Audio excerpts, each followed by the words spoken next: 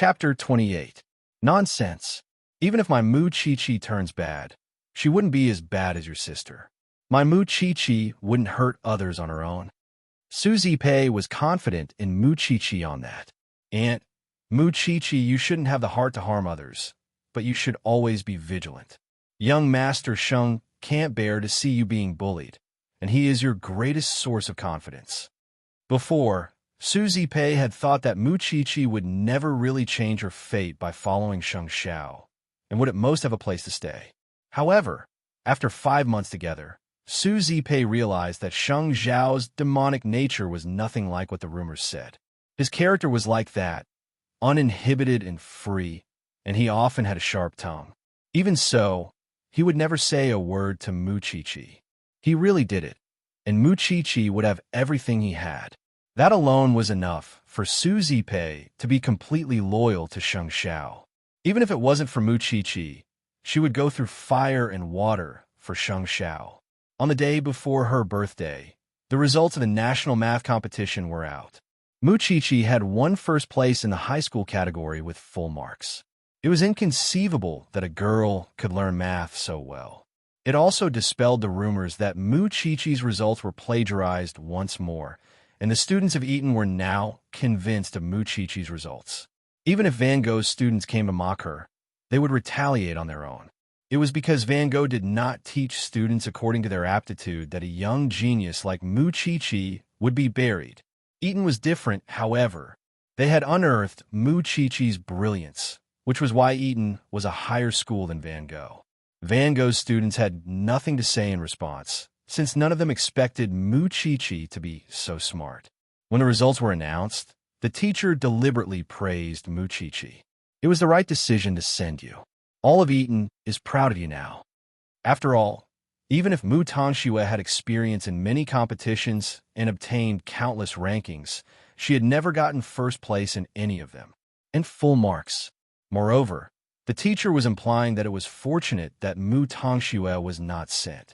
The entire class applauded and congratulated Mu Chi-Chi, which meant that Mu Tongxue's desire to control Mu Chi-Chi had completely failed.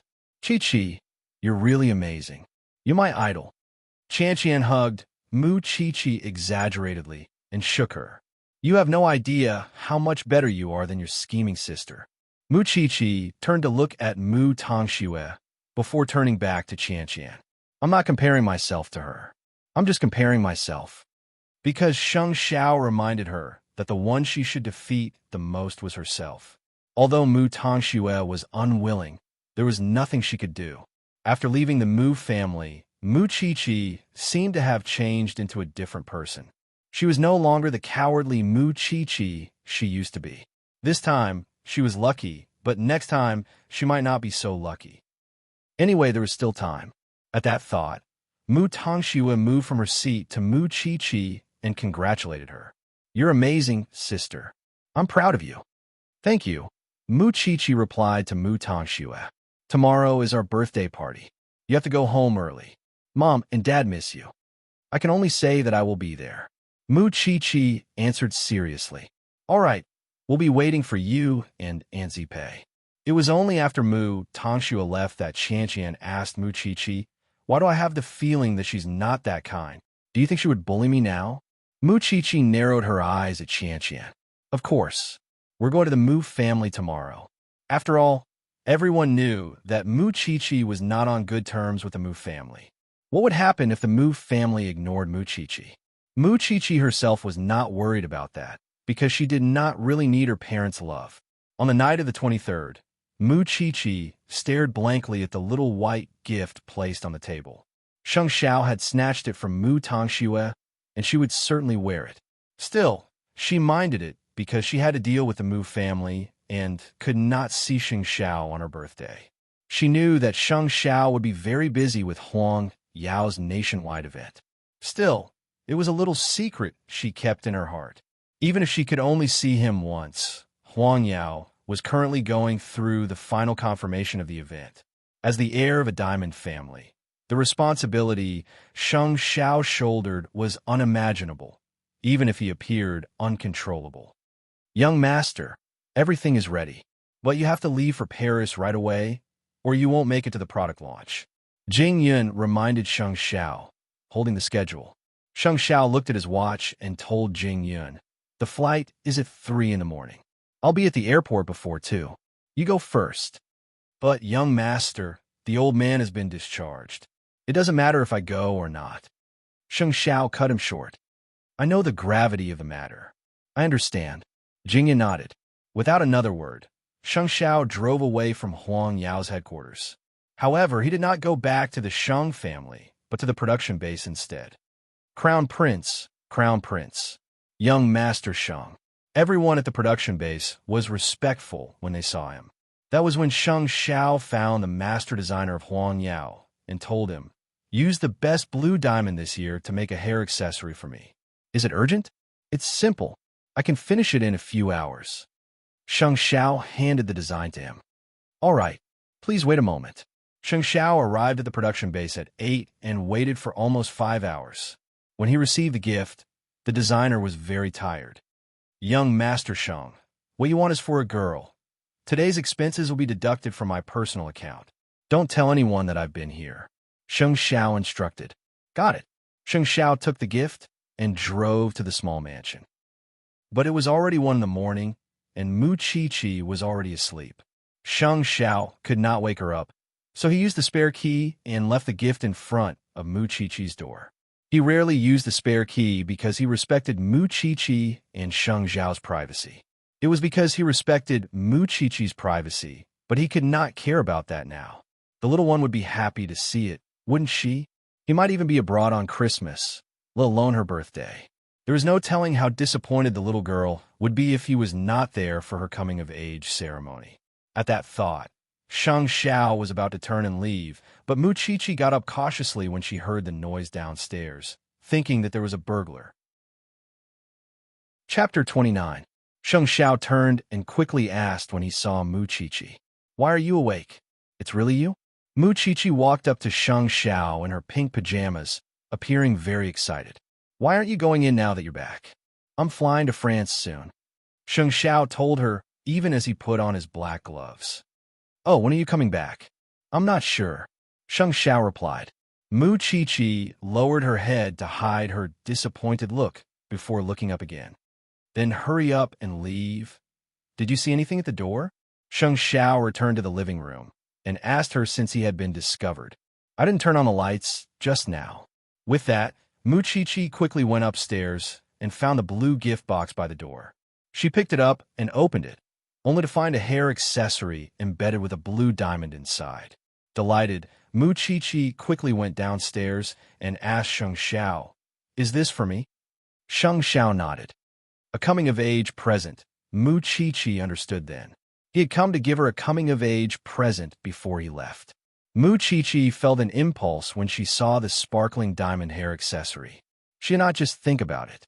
She simply got close to Sheng Xiao, tiptoed, and kissed his cheek softly. Sheng Xiao froze, while Mu Chi's heart was pounding.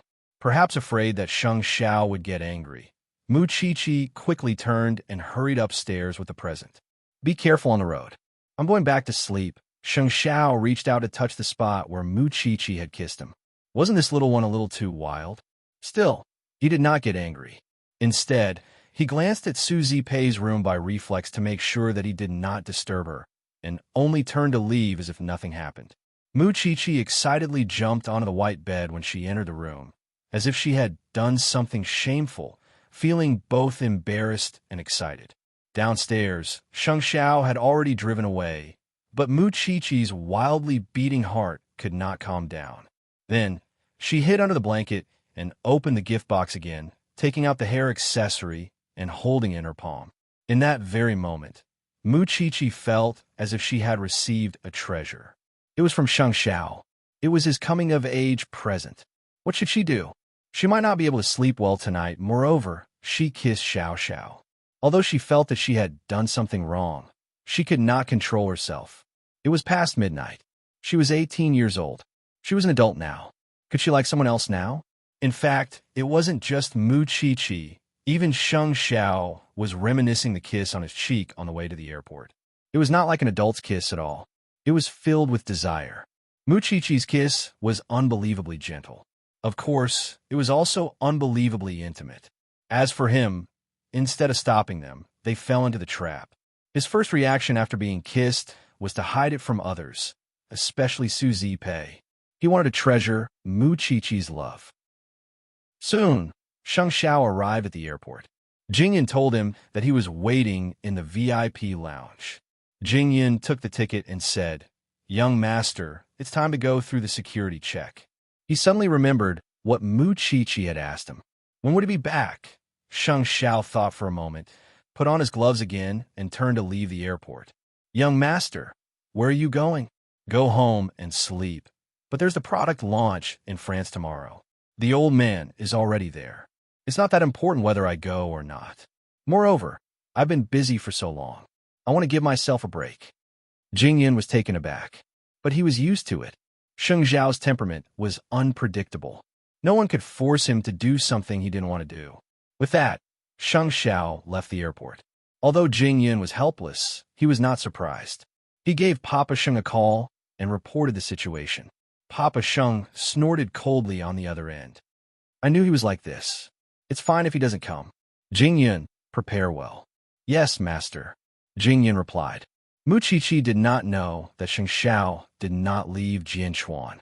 She went to school the next morning, but Su Zipei asked her during breakfast, "Did you hear anything in the middle of the night?"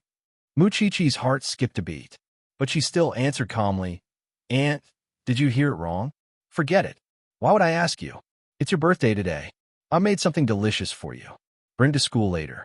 "Thank you, Aunt Zipei." Afraid that Su Zipei would question her about last night, Mu Qiqi quickly left after breakfast. After all, she realized that she must not let anyone know that she liked Sheng Xiao. Otherwise, her aunt would be the first to disagree. She was only 18, while Sheng Xiao was 26. Moreover, they were practically adopted. In Su Zipei's heart, Sheng Xiao was Mu Qiqi's older brother. There was nothing else. How could she know that Mu Qiqi had so many thoughts about Sheng Xiao? Mu Qiqi reminded herself that even if she really liked Sheng Xiao, she must hide it carefully for him and for herself.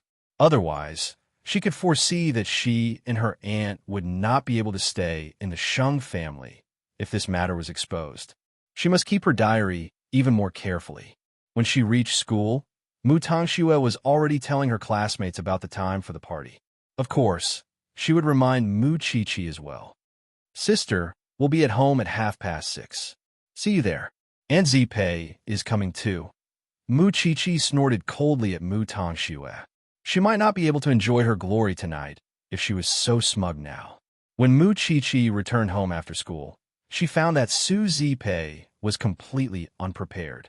"Aren't you coming, Aunt Zipei?" Mu Qiqi asked her in confusion. "I have other things to do, so I won't be going. Moreover, I'll only embarrass you if I go. You could just go." Su Zipei smiled.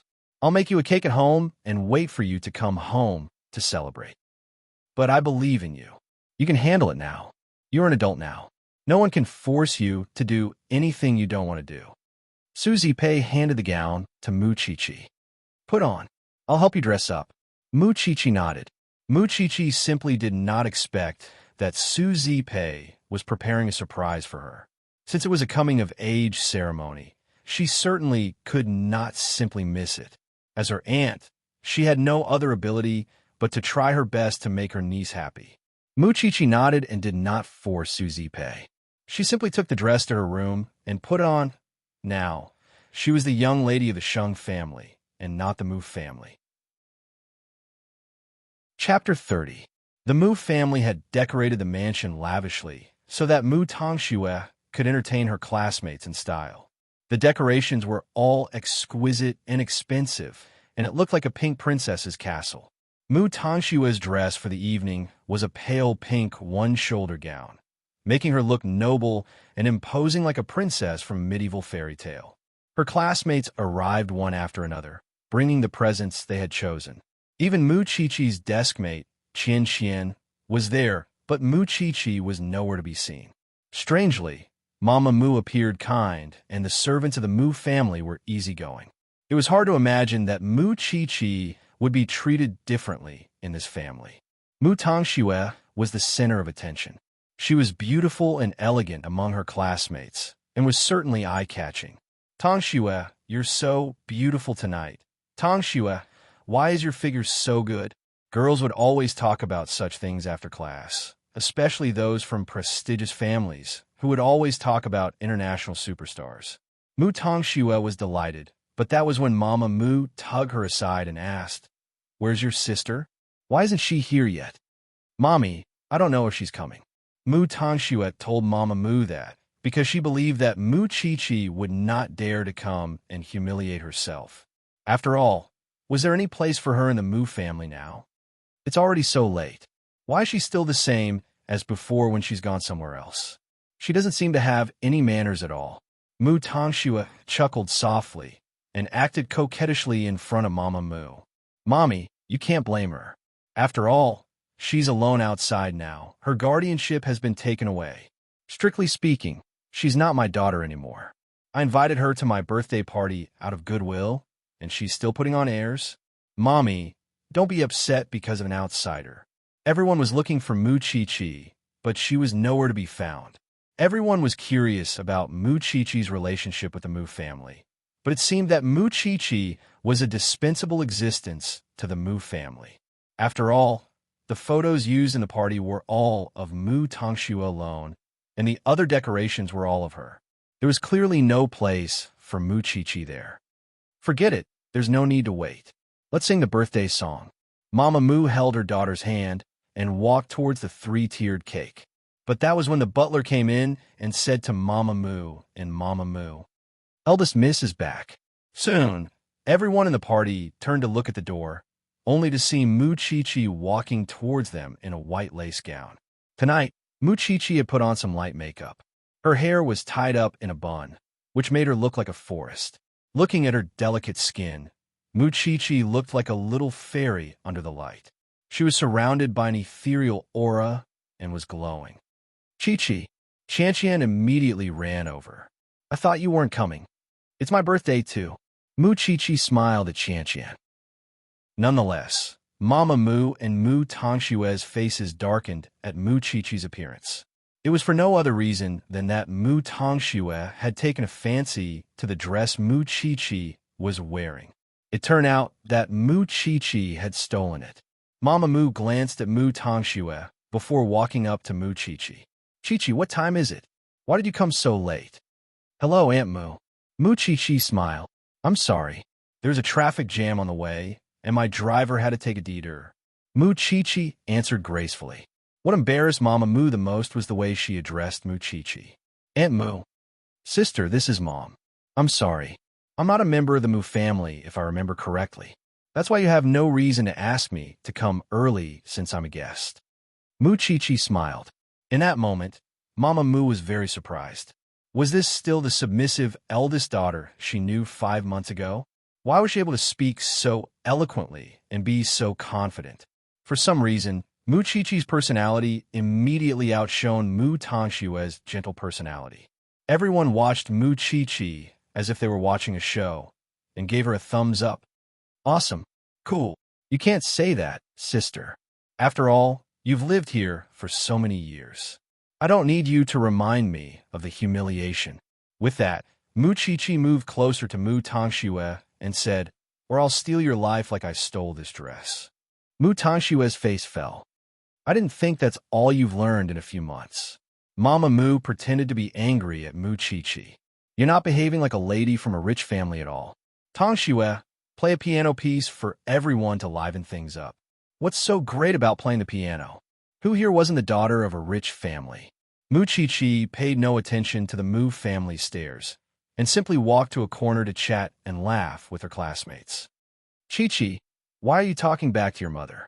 Qianqian asked Mu Qiqi in private.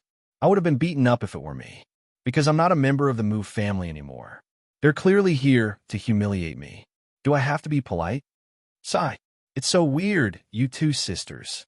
Qianqian scratched her head, unable to understand why Mama Mu would look at Mu Qiqi so differently. Of course, the banquet became even more exciting with Mu Qiqi's arrival. Mu Tongxue had been racking her brains to think of ways to suppress Mu Qiqi in front of her classmates. and Mu Chi-Chi was now full of personality and completely uncontrollable. Everyone in the Mu family was surprised by Mu Chi-Chi's change. Where had the cowardly, timid, and obedient Mu Chi-Chi gone? Why didn't anyone recognize the Mu Chi-Chi now? Mama Mu was not convinced by Mu Chi-Chi's change either, because her feelings towards her daughter were very complicated. She had given birth to her, but caused her endless trouble, and she felt relieved when she sent her away. Still, she sometimes felt sorry for her. But now, she was more curious about why Mu Chi-Chi could live a more confident life after leaving the Mu family. Could it be that she really did not know how to teach her daughter? To suppress Mu Chi-Chi's arrogance, Mama Mu took out the present she had prepared for Mu Tongxue. Baby, it's your coming-of-age ceremony. This is the present Mommy prepared for you. Mu Tongxue took the present and opened it in front of everyone, only to find an exquisite pink diamond ring lying inside. Thanks, Mommy. I like it. Chapter 31. That was when Mama Mu walked up to Mu Chi-Chi with another box. It's your birthday, too, she told her. I prepared this for you. She could tell from the decorations that it was a completely different gift from Mu Tongxue's. What? Using all sorts of tricks to humiliate her, the daughter who had been abandoned? Mu Chi-Chi sneered inwardly and joked. Why is this different from Mu Tongxue's box? You're both my daughters, Chi-Chi. Why would Mommy prepare a different gift for you? And who's picky about gifts? It's not polite, Mama Mu replied. Mama Mu answered, Stay with me, and we'll bring you back when your father's anger subsides. Take it, Chi-Chi, Qian urged. Sis, it's Mommy's goodwill. She wants you to come home. Mu Tongxue came to Mu Chi-Chi as well, wanting Mu Chi-Chi to take it. Mu Chi-Chi reached out and took the gift box from Mama Mu, but dropped it on the floor because she did not hold it properly. You child, you can't even hold something properly. Mama Mu crouched down angrily and picked up the gift she had prepared, but Mu Chi-Chi did not take it. Since the heavens don't want me to accept this gift, I'll listen to them. Thank you, Annie Mu, but I don't think I need it. With those words, Mu Chi-Chi took out a blue diamond hair accessory and put it on her head. Because I already have the best gift. Wow, it's beautiful, Qian exclaimed. Chi-Chi, it's a dark blue diamond. Do you know how rare dark blue diamonds are? Mama Mu froze where she was, and quickly put the gift box away when she saw the hair accessory on Mu Chi-Chi's head. After all, it was certainly not a diamond ring, as everyone thought. She would only embarrass herself and appear poor if she took it out again. She did not expect that someone would give Mu Chi-Chi such a precious gift. A dark blue diamond. Everyone crowded around Mu Chi-Chi to admire the hair accessory. The shape of the starlight definitely suited Mu Chi-Chi. Mommy, Mu Tongxue was upset that her spotlight had been stolen. Go and cut the cake with your sister. Mama Mu told Mu Tongxue, gesturing at the cake with her chin. Mu Tongxue nodded and walked to Mu Chi-Chi, holding her hand. Sister, let's cut the cake together. Mu Chi-Chi was aware of Mu Tongxue's intentions. She had never changed after so many years, and it was obvious that she wanted to frame her on such an occasion. Still, Mu Chi-Chi did not try to dodge, and simply allowed herself to be led by Mu Tongxue to the cake. Sister, although you've left the Mu Jia, you still can't escape the fate of being framed by me. With those words, Mu Tongxue turned to smile at Mu Chi-Chi and tripped over herself where no one could see. Everyone saw Mu Tongxue fall, and Mama Mu quickly reached out to help her. Mu Chi-Chi had been admiring Mu Tongxue's performance from start to finish. Why was she still doing the same thing after so many years? Tongxue, are you all right? Mommy, I'm fine. Mu Tongxue cried. It's not my sister's fault. I tripped myself. At that, Mama Mu quickly walked to Mu Chi-Chi and said, Chi-Chi, vent your anger on Mommy. Why don't you change? Why do you still bully your sister? Mama Mu asked. She tripped herself. Who would trip themselves? Mama Mu exclaimed in disbelief. Why are you always so vicious? Everyone was looking at Mu Chi-Chi, watching as she was blamed. Mu Tongxue was sprawled on the floor, moaning weakly, but there was a smile on her lips. Chi-Chi. Qian looked at Mu Chi-Chi worriedly. But Mu Chi-Chi smiled and walked around Mama Mu to Mu Tongxue, reaching out to help her up. Why were you so careless? Sister, Mu Tongxue called out meekly. I don't blame you, really. Mu Qiqi blinked mischievously as she held Mu Tongxue and promptly shoved Mu Tongxue onto the three-tiered cake. Everyone watched as Mu Tongxue fell awkwardly into the cake, instantly turning into a cake person. It was a very comical sight. Since you said I tripped you, I might as well push you down. Wouldn't I be bearing the blame for nothing? Everyone stared at Mu Qiqi in disbelief, not expecting that she would actually do such a thing. Qian, who was watching in a corner, felt relieved. That was how one should deal with such a drama queen. Mu Qiqi, Mama Mu quickly helped Mu Tongxue up, only to find that Mu Tongxue was crying and running away from everyone. In a fit of rage, Mama Mu raised her hand to slap Mu Qiqi, but Mu Qiqi caught her wrist. Aunt, I'm already an adult. Are you still going to hit me? Aren't you afraid that I'll tell my guardian? No one can say anything if I hit my daughter. Your daughter? Mu Qiqi smiled coldly and snatched the gift box from Mama Mu's hand, opening it in front of everyone to find a pearl necklace that did not look very valuable. Your youngest daughter is a diamond. Why is it a pearl when it's mine? How biased. That's right. They're both daughters. Why is there such a huge difference in treatment?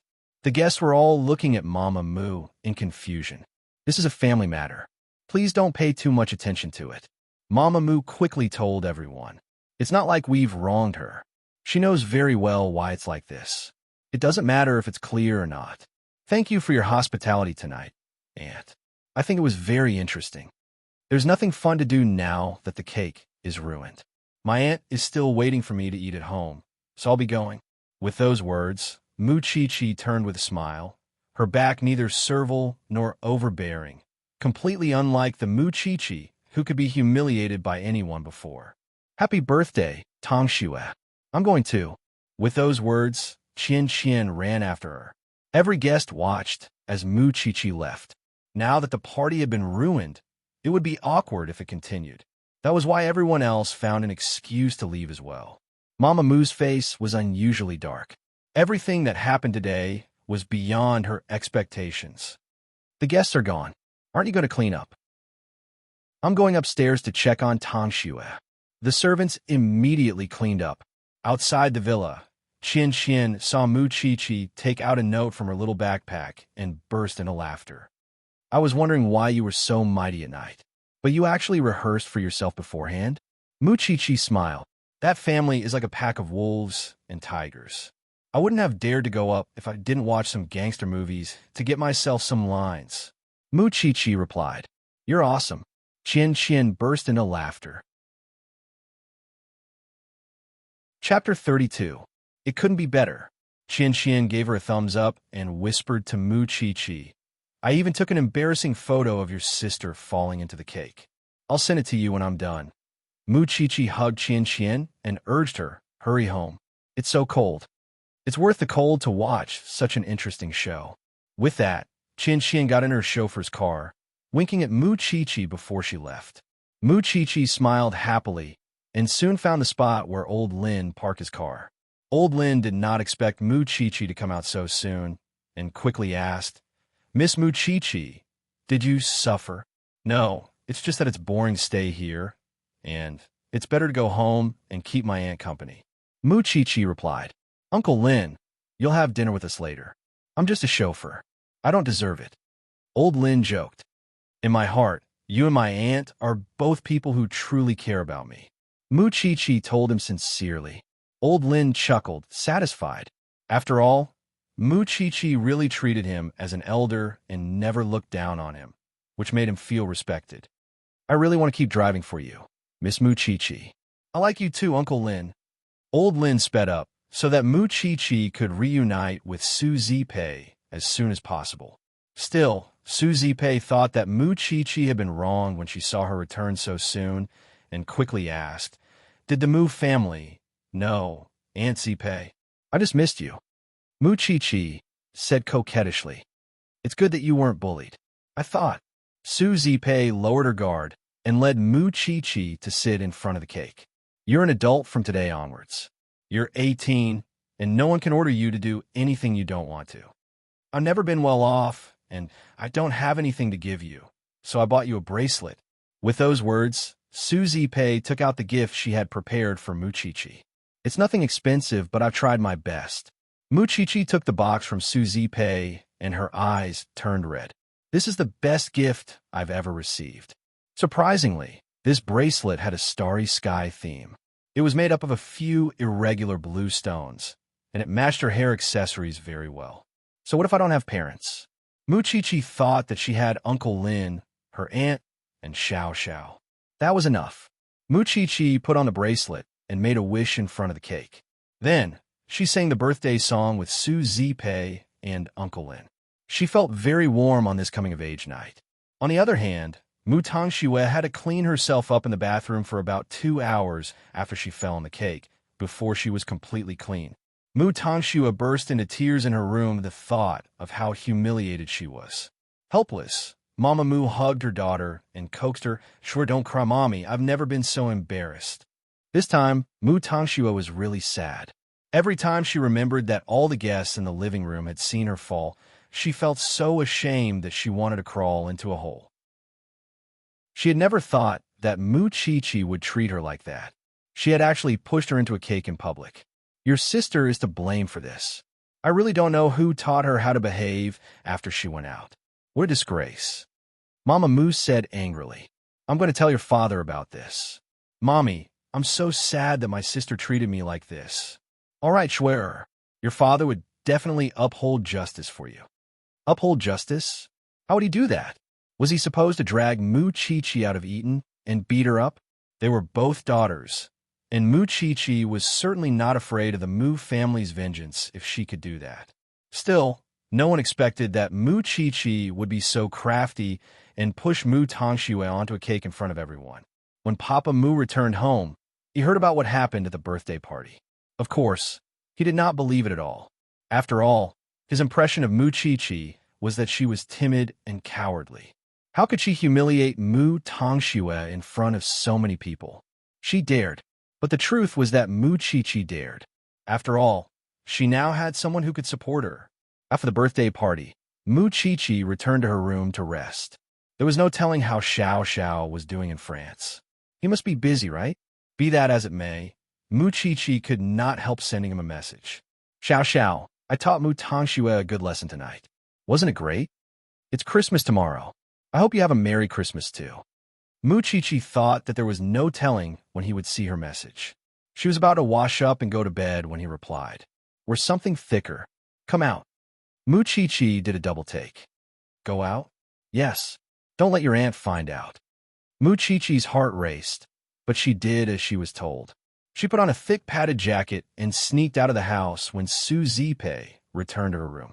Muchichi looked around when she reached the little garden outside the mansion, but did not find Sheng Xiao. But just as she was about to call him, a big hand reached out from the darkness and pulled Muchichi into his sports car. "Aren't you in France?"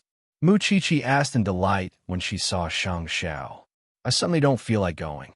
Sheng Xiao drove away from the little mansion with Muchichi. "Where are we going?"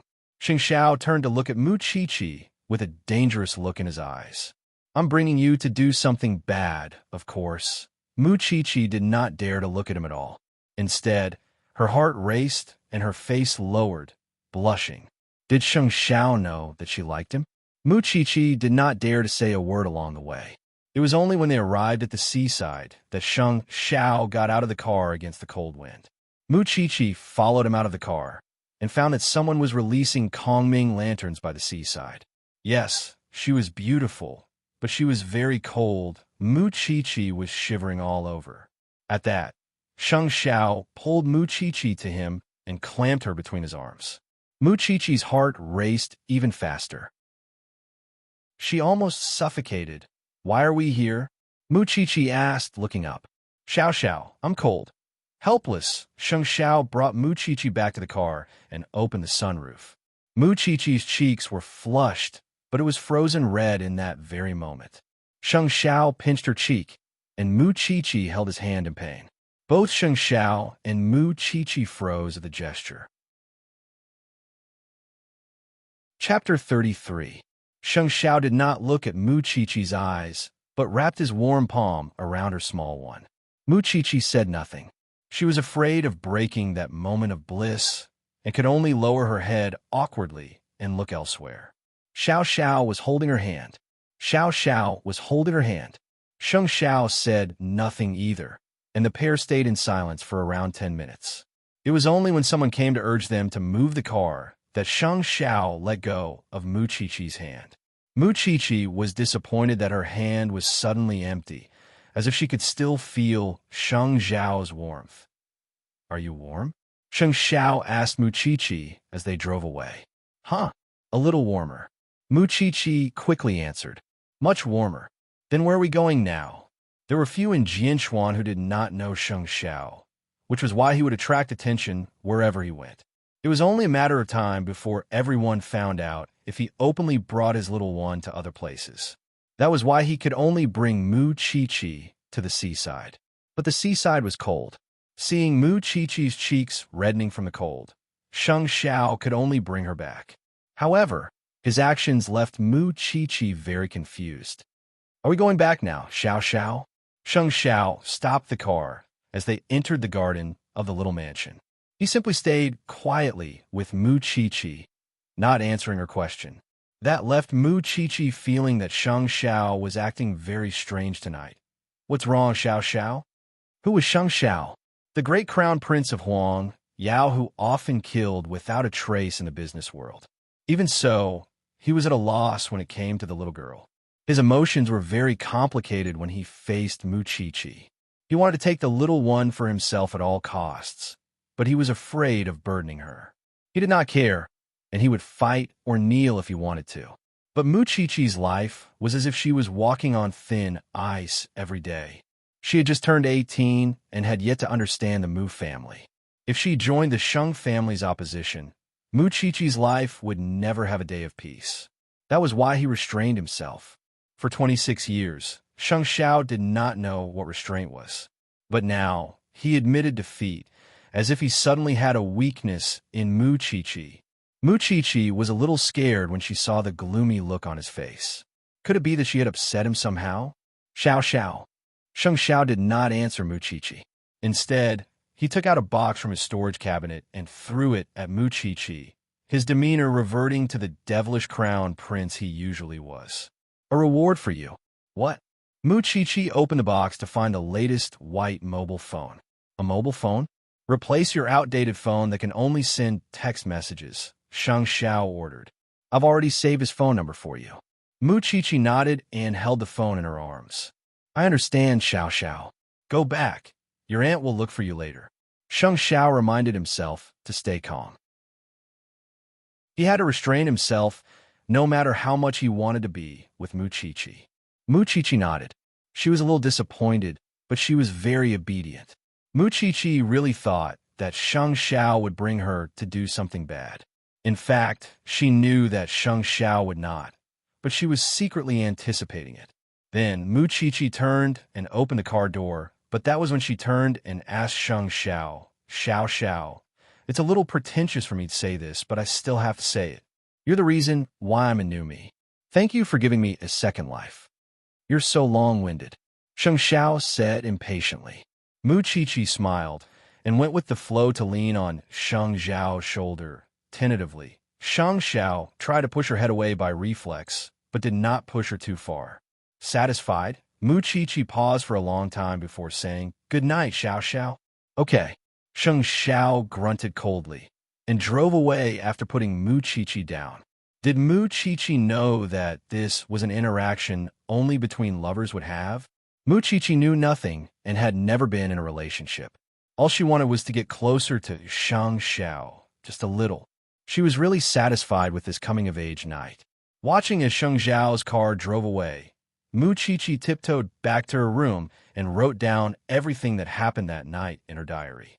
Of course, for safety reasons, Mu Qiqi did not write anyone else's name in her diary, and always used he or she. Mu Qiqi simply lay on her bed when she remembered that Sheng Xiao had held her hand that night. Kicking her legs in joy, her feelings for Sheng Xiao seemed to have taken root through one incident after another. That is, she must not let her aunt find out. Otherwise, she was afraid that she would never be able to keep liking Sheng Xiao. When he got home, Sheng Xiao desperately splashed cold water over his head because he realized that he was not the usual wanton Sheng Xiao. Why was that? Why would he have such strange feelings for a little girl? He was used to seeing beauties of all shapes and sizes, and it was not as if he had never had physical contact. But why was it that holding the little one's hand would make him so excited? Was that what he meant by liking her? Even so, the little one was still so small. To calm himself, Sheng Xiao stood under the showerhead and drenched himself with cold water. Perhaps he really wanted to understand what kind of feelings he had for Mu Qiqi. The next day, all of Jianchuan was shrouded in the Christmas spirit. Mu Qiqi went to school as usual, but found that Mu Tongxue had asked for leave due to illness when she arrived. Everyone knew why Mu Tongxue had asked for leave when they remembered what happened at the Mu family last night. But could she hide forever even if she could? Was there a need to be secretive when she was already lost? Qian deliberately showed Mu Qiqi the photo in her phone. I'm dying of laughter. Ha ha! Mu Qiqi laughed as well. She did not expect that Mu Tongxue was quite photogenic. Still, their happiness did not last long before they were called into the teacher's office. Mu Qiqi did not know why until she saw Papa Mu in the office. Mu Qiqi froze. This was the person she was most afraid of in the Mu Jia, and also the person she hated the most. After 5 months, they finally met. Qiqi, your father seems to have something to tell you personally. Mu Qiqi's palms were sweating. After all, Papa Mu had pressured her immensely. Even if she had Sheng Xiao's support now, she felt conflicted whenever she remembered how Papa Mu had punished her. I wonder what Uncle Mu wants from me. Chapter 34. Frame? Kindness? Although Mu Qiqi was used to those words coming out of her father's mouth, she still found it rather embarrassing in front of her teacher. However, she was no longer a member of the Mu family. Even if she had that man's blood flowing in her veins, legally speaking, her custody was no longer in the hands of that man. Moreover, she had just become an adult yesterday. So, why should she be afraid? Why should she be afraid? At that thought, Mu Qiqi looked up at Papa Mu. I'm sorry, Uncle Mu. Mu Tongxue tripped herself on purpose to frame me. That's why I pushed her. If you want to blame someone, you should blame your precious daughter, not me. Papa Mu could not hold back his anger at Mu Qiqi's firm words. He was about to slap Mu Qiqi, but the teacher stopped him. Parent, this is a school. Teacher, let him do it. There are cameras here anyway, and I'll let him see my lawyer. Mu Qiqi said directly. Papa Mu stared at Mu Qiqi in disbelief. He did not expect that she had become so crafty in just a few months. How did your sponsor teach you? Where's your sense of propriety? I don't have propriety, but it's better than someone who can't differentiate between humans and animals. Mu Qiqi replied calmly. The teacher stopped Papa Mu again when he saw how agitated he was. Parent, calm down. This is an educational place. Teacher, you don't have to stop me from teaching that little brat a lesson.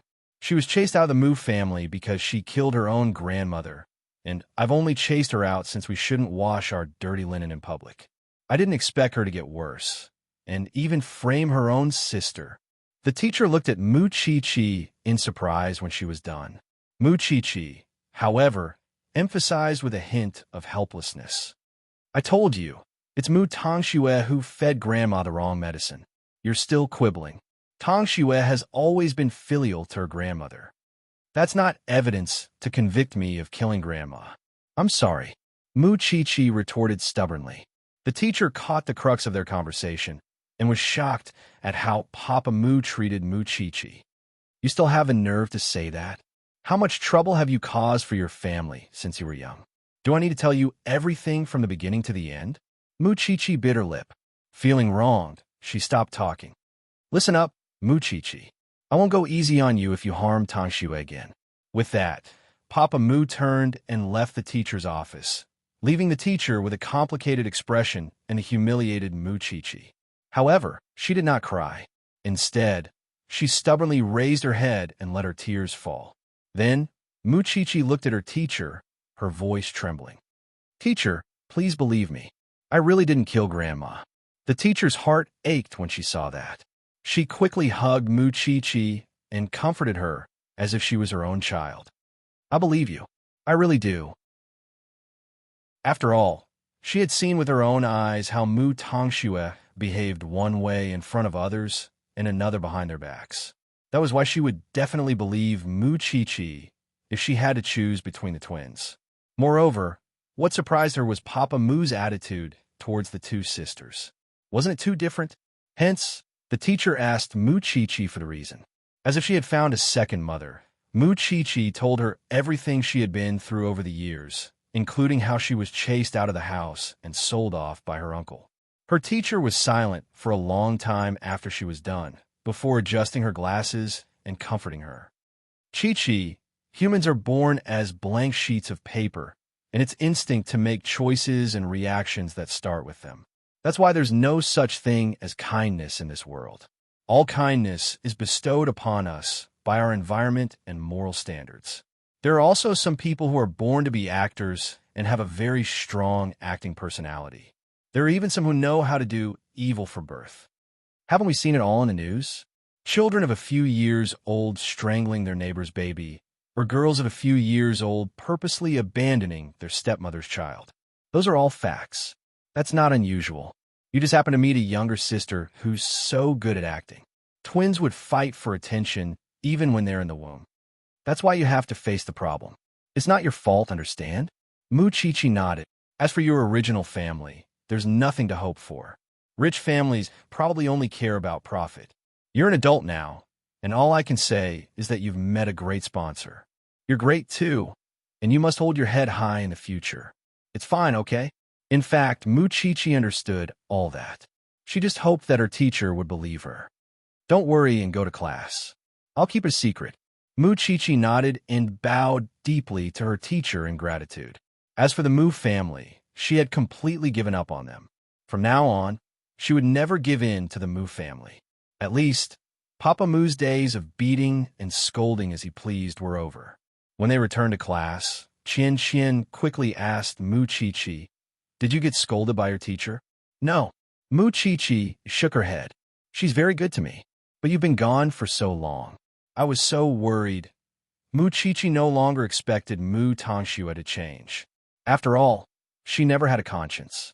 As for her parents, it was as her teacher had said, let them go with the wind and pretend that she was born out of rock. That was fine. When they got home that night, Mu Chi-Chi told Su Zipei about her encounter with Papa Mu in school. Su Zipei was almost in tears when she heard about it. I've never seen such an animal father. Aunt Zipei. Taking a deep breath, Su Zipei waved her off. You're fine now.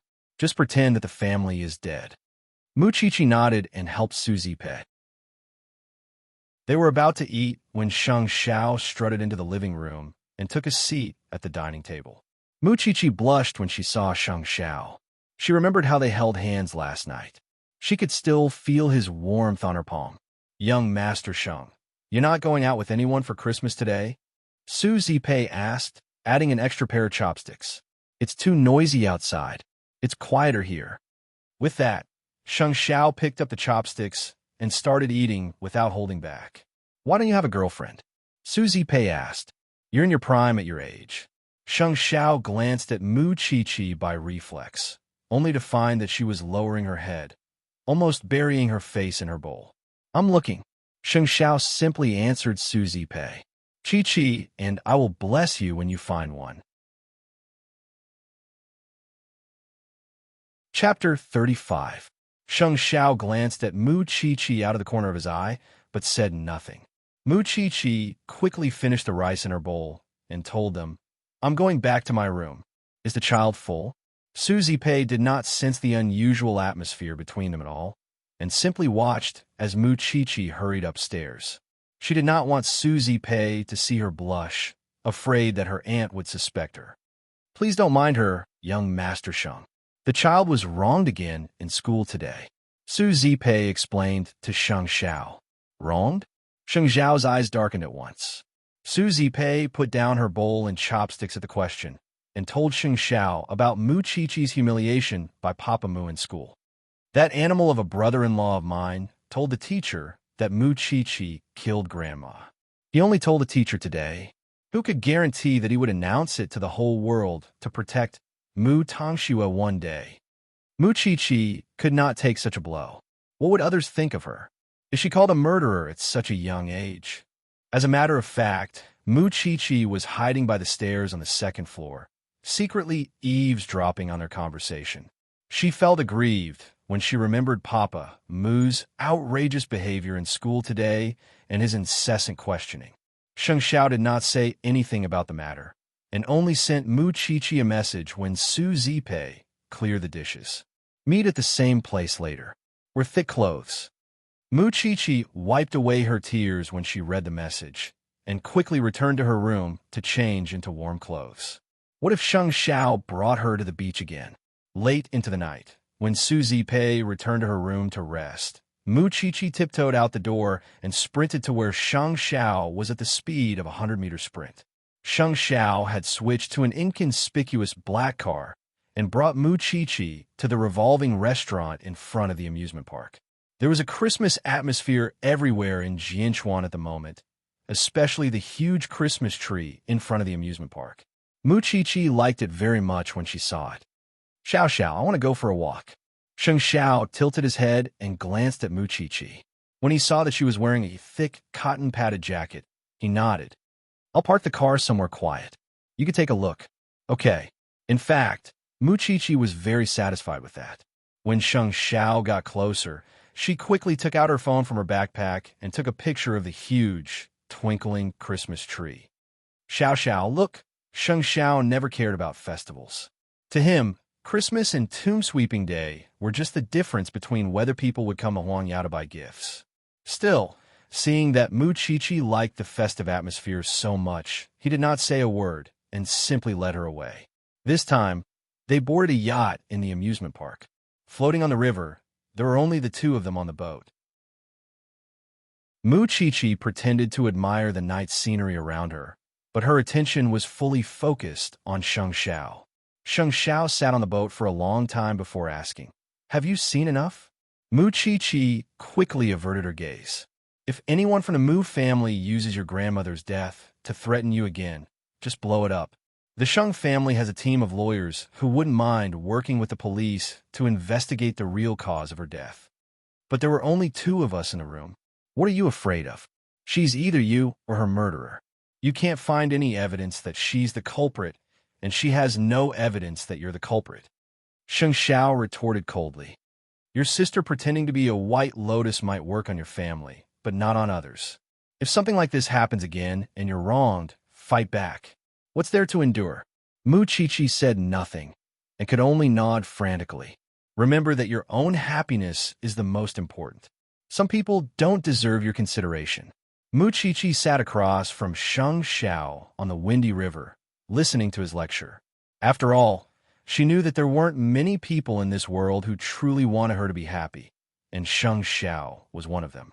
Then, Sheng Xiao put his arm around Mu Chi-Chi's shoulder and let her lean on him. It appeared to be a gesture to protect her from falling into the river.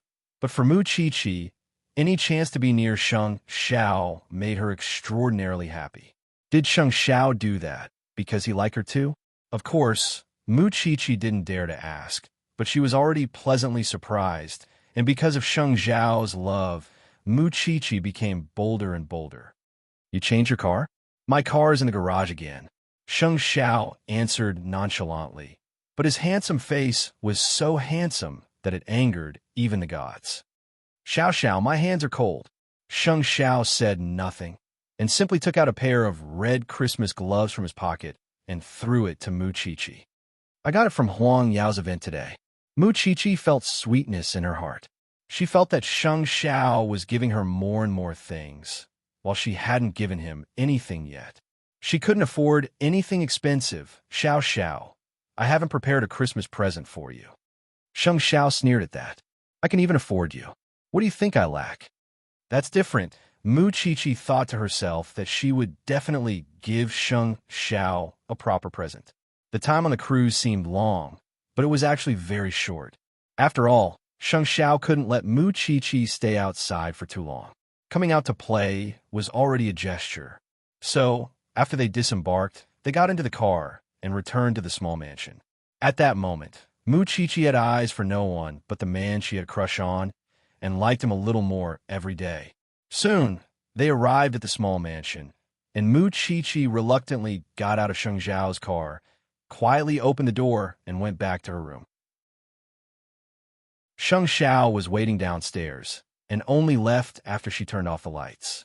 But when he got out of the car, he was attracted by the stationery and notebooks that were scattered beside the passenger seat. It must have slipped out of Chi's bag when she took out her phone. Sheng Xiao picked up the notebook and the stationery, put them on the desk in his room, and went straight to the bathroom to wash up. When he came out with a towel wrapped around him, he returned to the desk and picked up Chi's brown notebook. The little one actually had the habit of keeping a diary. Holding the notebook, Sheng Xiao lay down on the bed and switched on the bedside lamp. Chapter 36. Under the nightlight, Sheng Xiao opened Chi's diary. In fact, he was very nervous.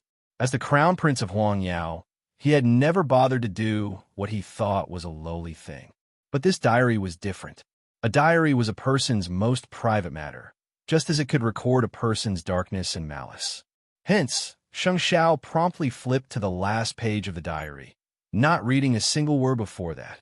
The last thing Chi recorded was the time they held hands at the seaside. In that very moment, everything that was on Chi's mind was exposed to Sheng Xiao, and he was even more certain of the little one's feelings. She liked him a lot. That others might not understand, but he would never not understand. It was something they had experienced together, and he would never forget that he was not referring to himself unless he was forgetful. After reading the last page, Sheng Xiao closed Chi's diary, changed his clothes, and called Jing Yun. He was actually going to Chi's classroom in Eton in the middle of the night. Jing Yun did not understand at all what Sheng Xiao was doing, but quickly contacted the principal and did as he was told. Without anyone noticing, Sheng Xiao entered the school and found Chi's desk. Then, he put the diary and stationery that Chi had left in his car into Chi's drawer. When Jing Yun saw Sheng Xiao from outside the classroom, he suddenly felt that Sheng Xiao was becoming more attentive towards Chi. He had personally come here in the middle of the night just to put Chi's diary back on her desk. "Young master, we should go," Jing Yun reminded him. Sheng Xiao put the diary away and left the classroom. The two of them left quietly, pretending that nothing had happened. Still, Jing Yun couldn't help asking Sheng Xiao on the way, "Young master, you could have let me do this." Sheng Xiao was sitting in the back seat, his head tilted backward and his eyes closed, but his voice was cold. "Can I still trust you, Jing Yun?" Jing Yun did a double take and couldn't speak for some time. Still, Sheng Xiao's question had touched the bottom of his heart, and it was after a long time that he finally spoke his mind. "Young master, we grew up together. You should know very well what kind of person I am." It was clear in the past, but it might not be the case now. Sheng Xiao straightened up and looked at Jing Yun through the rearview mirror. "I know you don't like Chi. In your heart, I have to serve the Sheng family wholeheartedly. That's why you are loyal to the Sheng family, not me. You've already become someone who can't communicate with me." Jing Yun was speechless. He could not say anything. Although Sheng Xiao appeared to be free and unrestrained, he had always been a meticulous person. That was also why he wanted to return Chi's diary personally. He no longer trusted Jing Yun, and if Jing Yun saw the contents of Chi's diary, what would he do to Chi? Even he had only read the last page of Chi's diary. Although he appeared to be fierce and untouchable, he knew to respect the people he valued from the bottom of his heart. Both master and servant had different thoughts that night. Still, Sheng Xiao did not insist that Jing Yun support Chi, because he did not like taking sides like that. If it was not loyalty from the heart, it would be useless no matter how much you force it. In fact, Jing Yun himself knew that Sheng Xiao was paying less and less attention to him, because his attitude towards Chi had always been negative. The next morning, Chi did not find her diary when she was packing her bag. She broke out in cold sweat because of that. It was her most secret, and it would be troublesome for anyone who saw it. Could she have left it in Xiao Xiao's car when she went out last night? Or maybe she forgot to put it back in her bag. Still, she was not in a hurry to ask Xiao Xiao. Because of that, Mu Chi was not in the mood for breakfast. She simply grabbed her phone and left the house, heading straight to school. Qian saw her frantically rummaging through the desk once she reached the classroom and quickly asked, "What's wrong? Did you lose something?" "My diary," Mu Chi said. "Then look for it carefully." Qian quickly helped her, pulling out everything from the drawer. Thank goodness. Mu Chi breathed a huge sigh of relief when she found the brown diary safely in the drawer. "It's good that you found it." It was fortunate that no one saw it, including Xiao Xiao. Otherwise, she really did not know how she would face him. At that thought, Mu Chi still felt that she should not keep a diary in the future. If someone really saw it, wouldn't everyone know her secret? Since class had not started, Mu Chi tore the diary into pieces and threw them into the trash can. She had thought that Mu Tongxue would not come to class today, since she had embarrassed herself so much during the birthday banquet. But before class, Mu Tongxue arrived, looking pitiful and wrapping herself up tightly. "Look at that little bitch of yours. She thinks she won't be laughed at just by wrapping herself up like that. She really knows how to cover herself up." Mu Chi stopped Qian so that she would not speak loudly. "There's no need to provoke her for me. Just stand aside and watch the show." Qian nodded, not noticing Mu Tongshue's expression. Because Mu Tongxue was sick, she had been lying in class all day, looking sickly, and did not even go to PE class. Mu Chi was not interested in bullying Mu Tongxue.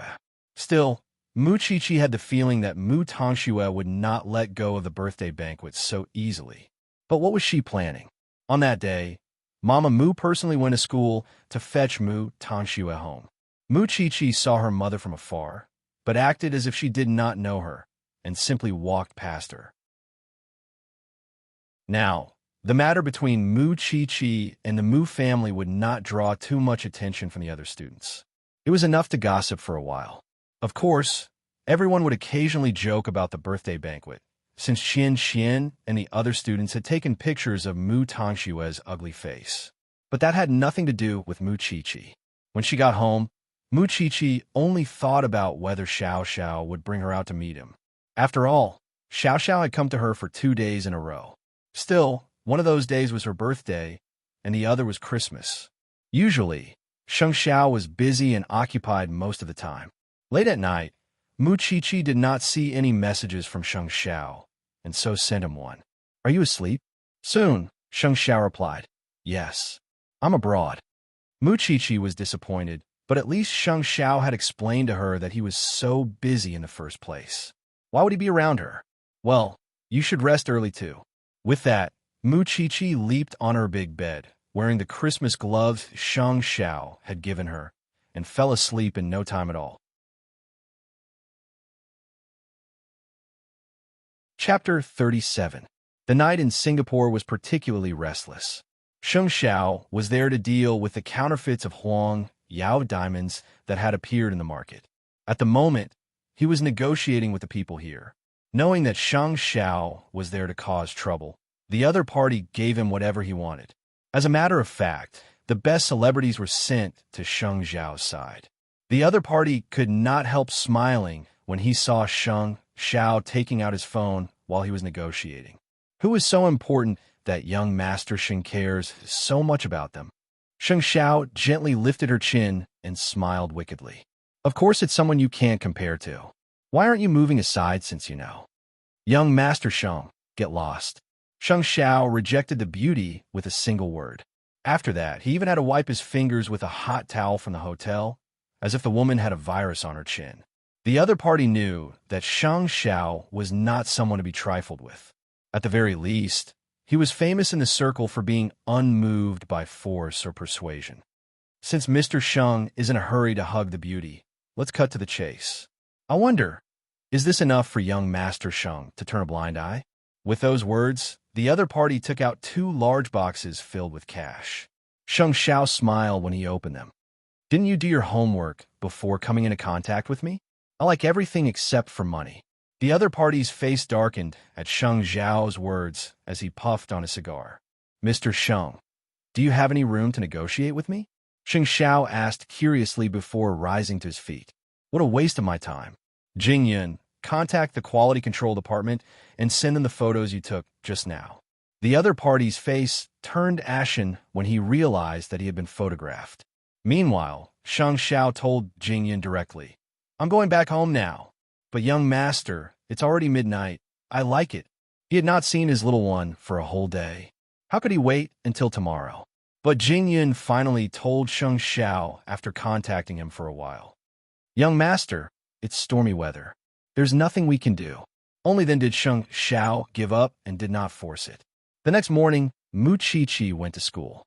After all, she was about to take her college entrance exams and wanted to do well so that she would not disappoint Xiao Xiao and her aunt. However, when she walked into the school, she realized that everyone in the school was pointing at her and gossiping about her. Qiqi, you're finally here. Qian Qian ran to the door, panting. Go and look at the notice board. Mu Qiqi sped towards the notice board, only to find a large group of people gathered in front of her. On the notice board was the diary she had torn yesterday, pieced together with transparent glue. There were about a dozen of them, and nothing big could be seen in them. However, there was a picture of him. It was obvious that there was a him. Mu Qiqi squeezed to the front and tore down all the diaries. Her most private things were plastered on the bulletin board for the entire school to admire. Mu Qiqi's experience is really rich. She liked a man so openly. Is this love? Looks like you have a crush on her. Qiqi. Qian Qian quickly grabbed Mu Qiqi's hand, only to find that it was cold. Are you all right? Mu Qiqi shook her head and crumpled the diary into a ball. She walked straight to the classroom, and when she saw Mu Tongxue chatting happily with her classmates, she threw the ball of paper at her head. You must have been very busy with yesterday's PE class and last night, right? Sis.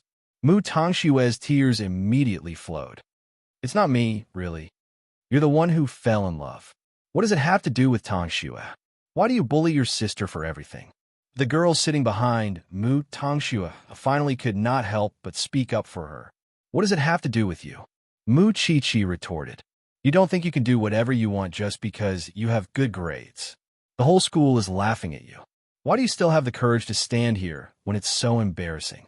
Mu Qiqi laughed at that and pointed at herself. I'm 18. I'm an adult. Do I need your permission to like someone? Qiqi, don't be angry. Qian quickly held her back. She was afraid that she would beat her up. I'll find her even if I have to dig 3 feet into the ground for such an invasion of privacy. Mu Qiqi, come to the office. The teacher's voice was heard from outside the classroom. The whole class watched as Mu Qiqi was invited into the teacher's office. Qiqi, I know about the diary. Teacher, I didn't delay my studies because I like someone. Mu Qiqi explained to the teacher. Moreover, it's my privacy, but something like this happened between classmates. The teacher adjusted her glasses and nodded. I know you've always worked hard to improve, but this matter has a huge impact. Teacher, I could do anything you want me to, but can you please not tell my parents? Well, you know that I'm abandoned.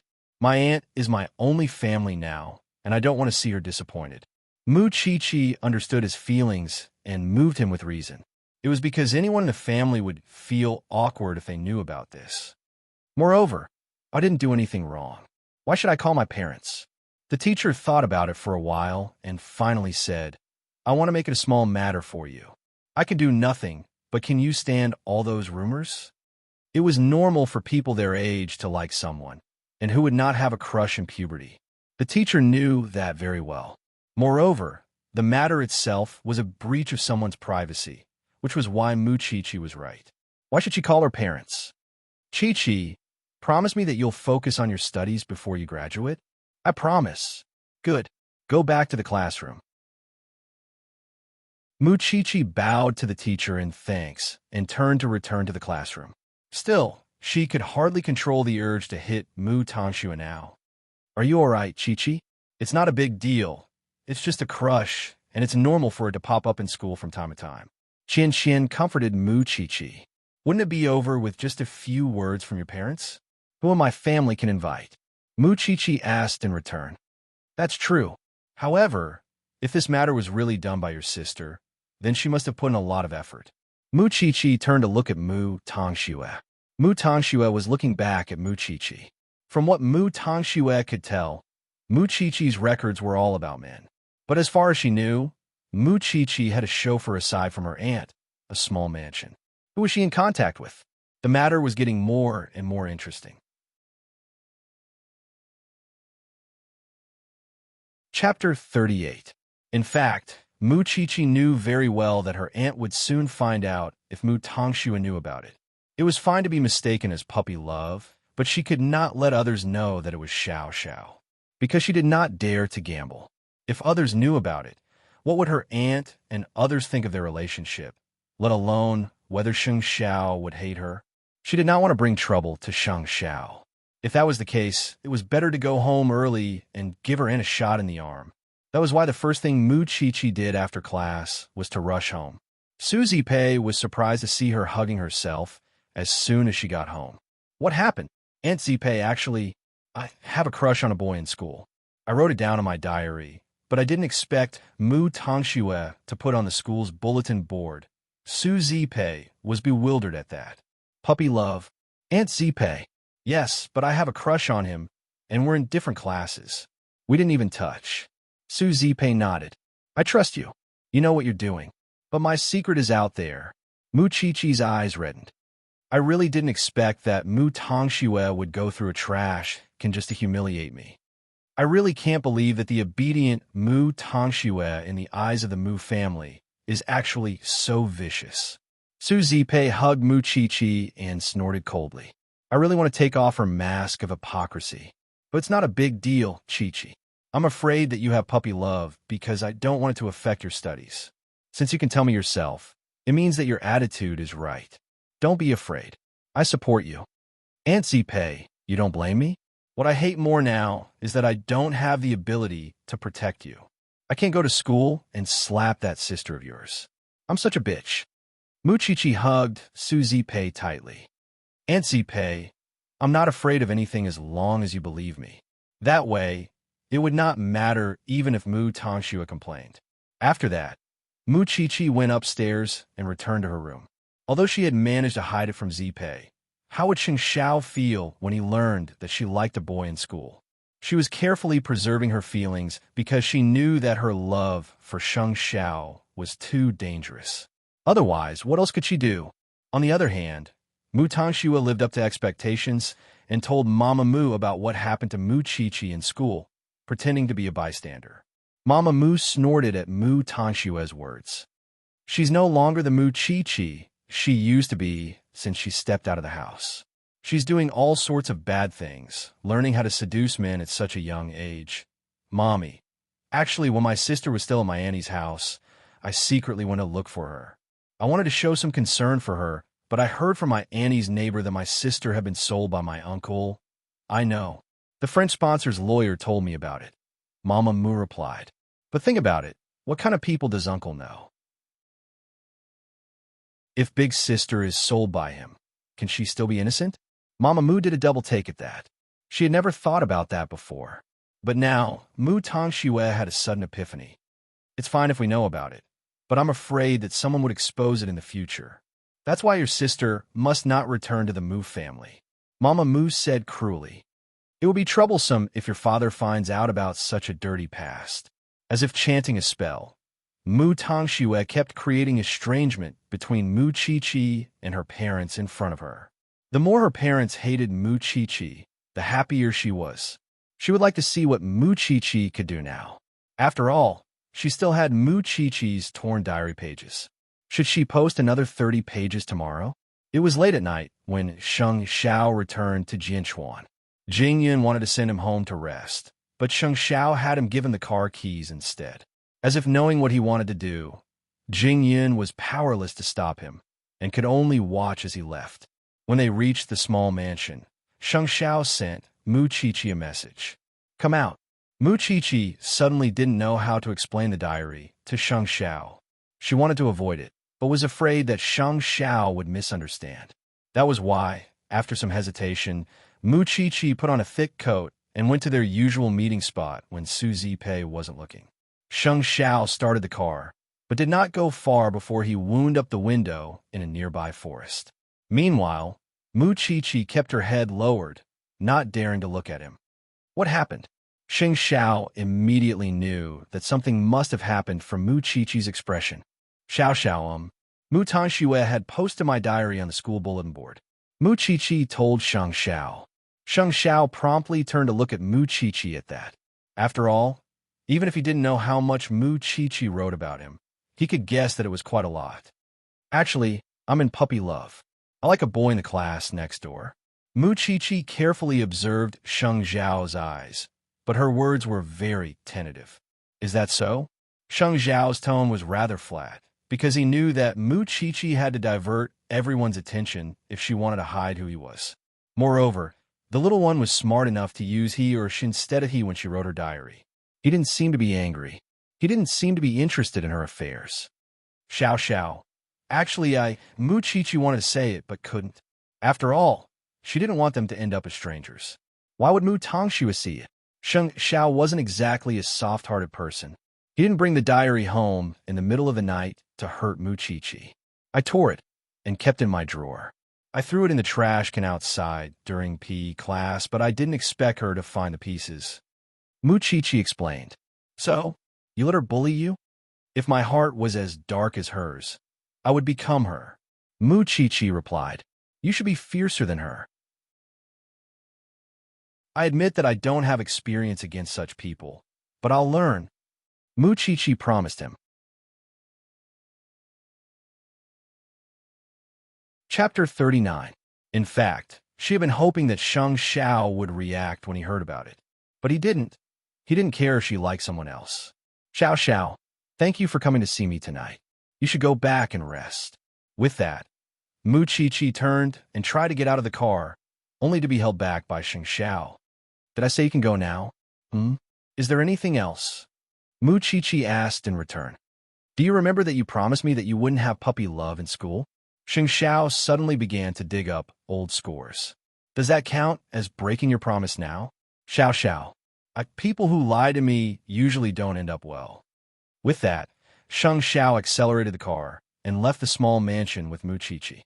Thinking that Shang Xiao was angry, Mu Chi quickly explained, Xiao, I really didn't do it on purpose. Don't be mad. Ignoring her, Shang Xiao drove at full speed and soon reached the gates of Eton.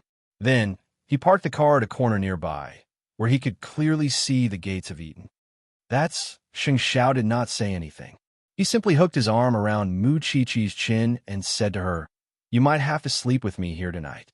Mu Chi blushed, but she didn't understand what he meant. Moreover, is the person you like really someone from the university? Shang Xiao asked teasingly. I thought you liked someone else all along. Mu Chi stared at Shang Xiao, not daring to move a muscle. Shang Xiao had used all his strength.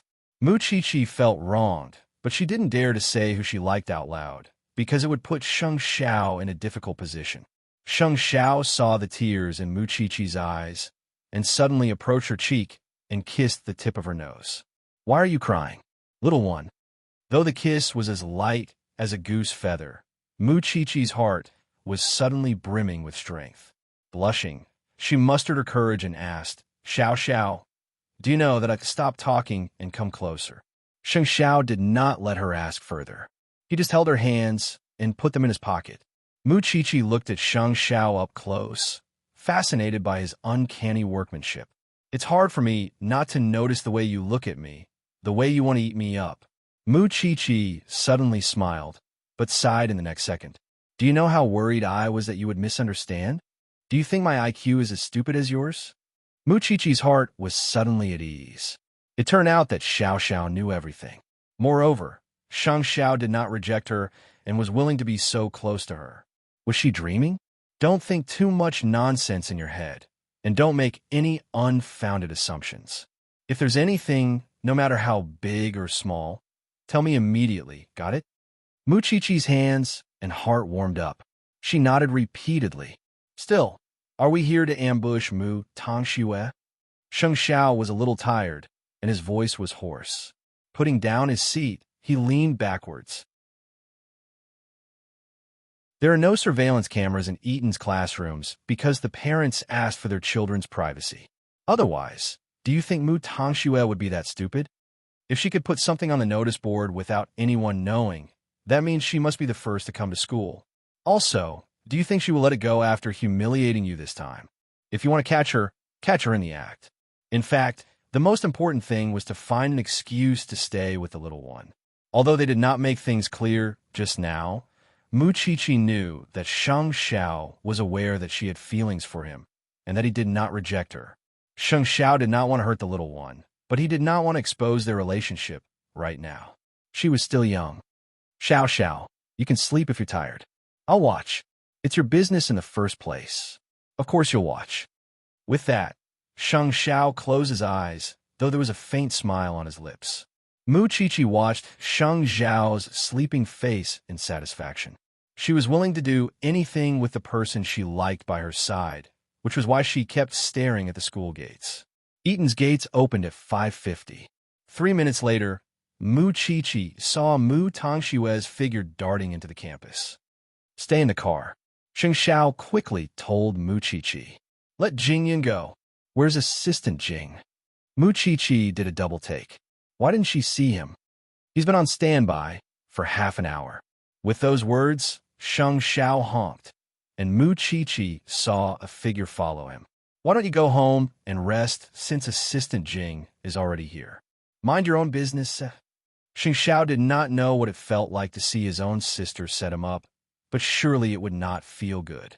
This time, Mu Tongxue was even worse. There was no telling if she should be praised for her skills or her patience. It was not easy for her to put the broken pieces back together. Of course, Mu Tongxue learned about Mu Qiqi's hatred for the Mu family after reading the diary. Still, she kept that part for her parents to enjoy and pretended to be innocent by saying that she tore it from the school bulletin board. As for the hymn that Mu Qiqi mentioned, he was definitely not simple. He helped her and had been bringing her out for the last few days. Mu Qiqi's diary did not contain detailed content, since it was too hard to organize. Even so, it was not hard to tell that the man had given her a pen, a phone, hair accessories, and snatched a dress for her. Could it be that Mu Qiqi was a sugar daddy? Mu Tongxue became even more curious about the man's identity at the very thought. Of course, she did not notice that Jingyun was recording everything with his phone not far from her when she was publicizing these things. Jingyun's recording would end when Mu Tongxue left. Then, he returned to the car and handed the video to Sheng Xiao. There's going to be a good show. Sheng Xiao gestured at Jingyun with a finger after he finished watching the video. It was only when Jingyun came closer that he instructed him, all without letting Mu Qiqi hear it. Mu Qiqi did not deliberately ask. After all, she was not afraid of anything as long as Sheng Xiao was beside her.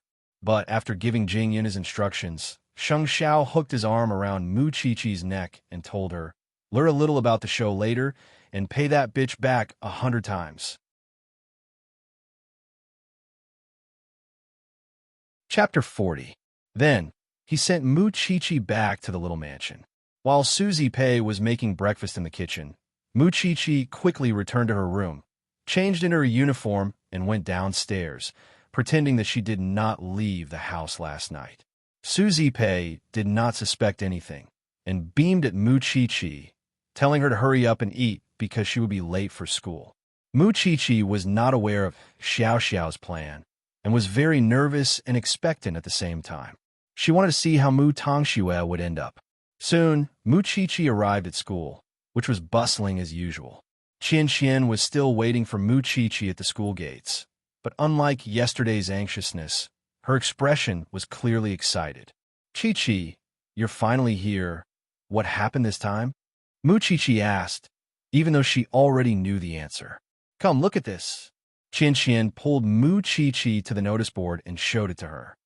I don't know which kind-hearted person took a picture of this scheming bitch pasting your diary.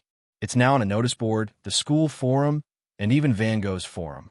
Tisk TSK. It's high definition and completely uncensored. Qian looked delighted. And look, Qian pulled Mu Chi to the other side of the notice board and pointed at a large poster. That kind-hearted person left this behind. Mu Chi was delighted when she looked at it, because the content was very interesting. This is Mu Tangxue. She posted her sister's diary and pretended to be a white lotus. Please don't hesitate to call her White Lotus Mu. Isn't she a white lotus? She would even frame her own sister. It's disgusting to expose someone else's privacy. We'll call her White Lotus Mu from now on. The surrounding students all expressed their opinions. It seemed that Mu Tangxue was going to suffer in school for a while. In the end, Qian even told Mu Chi craftily, "I'm telling you, that White Lotus hasn't arrived at school yet." She arrived at school so early and left after doing something bad. In order not to arouse suspicion, she had to be the last to arrive at school. That way, no one would suspect her of posting her diary on the notice board. It was a pity that Mu Tangshue's little thought had smashed her own foot with a rock. Mu Chi remained calm and returned to the classroom with Qian. It was only when it was almost time for the morning class that Mu Tangxue arrived. "Sorry, I'm late." Mu Tangxue stood at the door of the classroom, panting. Her body was so weak that she looked like she would faint at any moment. The teacher didn't want to see anyone from the Mu Jia, so she said to her directly, "Come in. But Tangxue, come to the office after the morning class." "I understand, teacher." Mu Tangxue looked at Mu Chi. The diary posted on the bulletin board today should have been even more explosive. Why was Mu Chi not bothering her? Moreover, why were the gazes of the others looking at her a little different? Mu Tangxue couldn't care less about that and focused on her morning class. Still, when the bell rang, the classmate who had helped Mu Tangxue yesterday stood up and told her, "You're quite a bitch, actually." Mu Tangxue was stunned. No one had dared to scold her like that, but she still pretended to be weak. "Did I unintentionally upset you? I even spoke up for you yesterday. I thought that Mu Chi was always so arrogant that it was normal for her to be taught a lesson. I thought that you were framed, but I didn't expect that you really were the one who posted Mu Chi's diary. What are you talking about? I don't understand." Mu Tangxue quickly denied it. "Has this guy not seen the wonderful pictures on the bulletin board yet?" Some students immediately teased. "Of course. Why else would she deny it so shamelessly? What are you all talking about? I have nothing to do with my sister, I swear. Stop looking at us with those white lotus eyes of yours. I'm scared.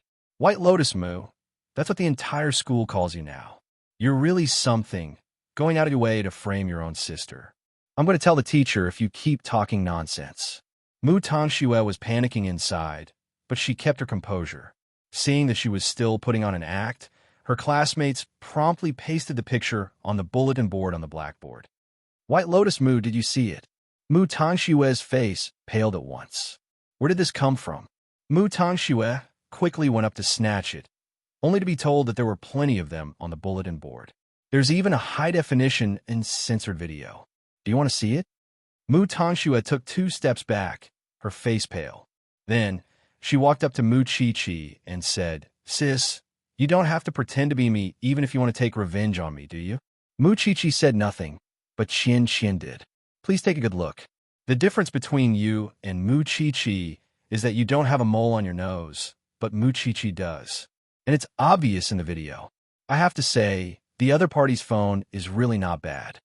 Mu Chi had already taught us how to differentiate you two sisters, and yet you're still pretending." Mu Tangxue had nothing to say. She did not expect that Mu Chi had made such preparations beforehand. "White Lotus Mu, if I were you, I would crawl into a hole in the ground. Furthermore, it's not just the notice board. Even our school's forum, as well as Van Gogh School's website, have been shocked by your astonishing actions." Mu Tangshue's hands were shaking.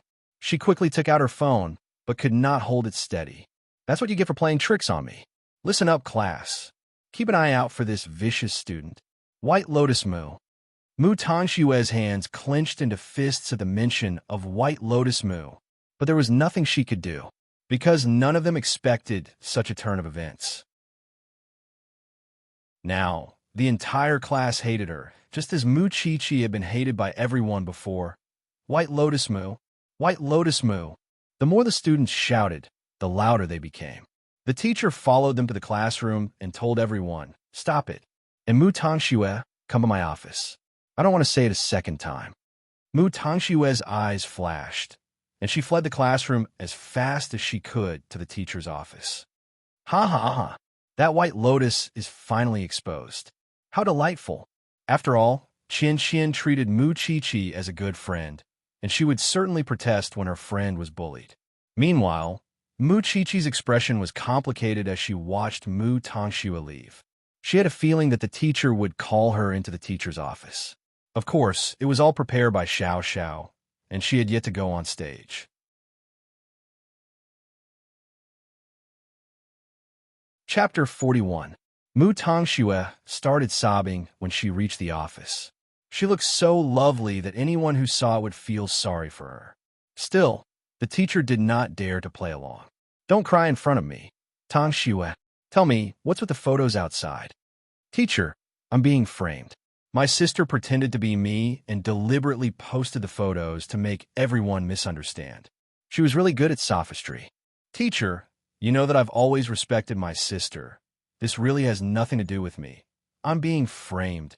Mu Tongxue even coughed a few times as she explained, as if afraid that others would not know how delicate she was.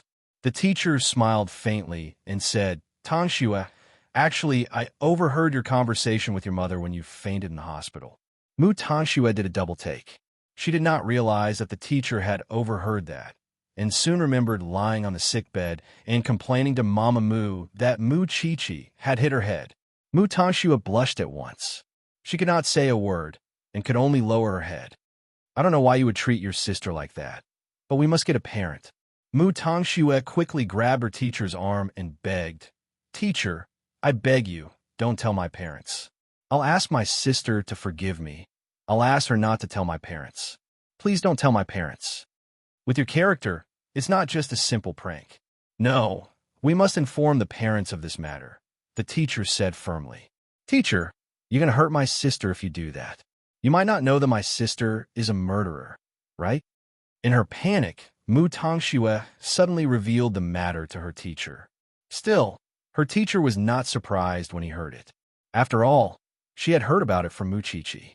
Still, she did not expect that Mu Tongxue would be so vicious at such a young age. She had underestimated the intelligence and ability of children nowadays. After a pause, the teacher called her to her office just as Mu Chi-Chi expected. Mu Chi-Chi followed her into the office. She knew that Mu Tongxue was having a hard time when she saw her pale face. So, she asked her teacher, "Teacher, why are you looking for me?" "Sis, I really didn't post your diary. You just wanted me to take the blame for you. So you pretended to be me and posted the diary, right?" Was Mu Tongxue's words even a question? He didn't even beg for mercy. Instead, he was still as domineering as ever. How annoying. "No, it's you," Mu Chi-Chi said. "Sister, aren't you afraid that you call me a murderer?" Mu Chi-Chi looked at Mu Tongxue teasingly, before turning to look at her as coldly as she could. "Why don't you go out and tell them?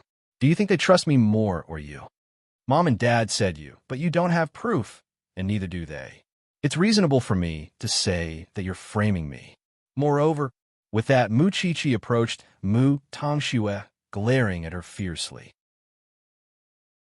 "If you spread the news that the daughter of the Mu family killed her own grandmother, do you think Dad would let you off when the Mu family stock price plummets? Don't be the second person to be chased out of the Mu family. Mu Tongxue, do you think I'm still the same cowardly Mu Chi-Chi?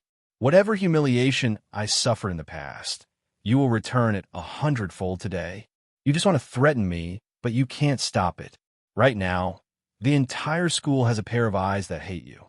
Mu Tongxue kept retreating, but was forced into a corner by Mu Chi-Chi.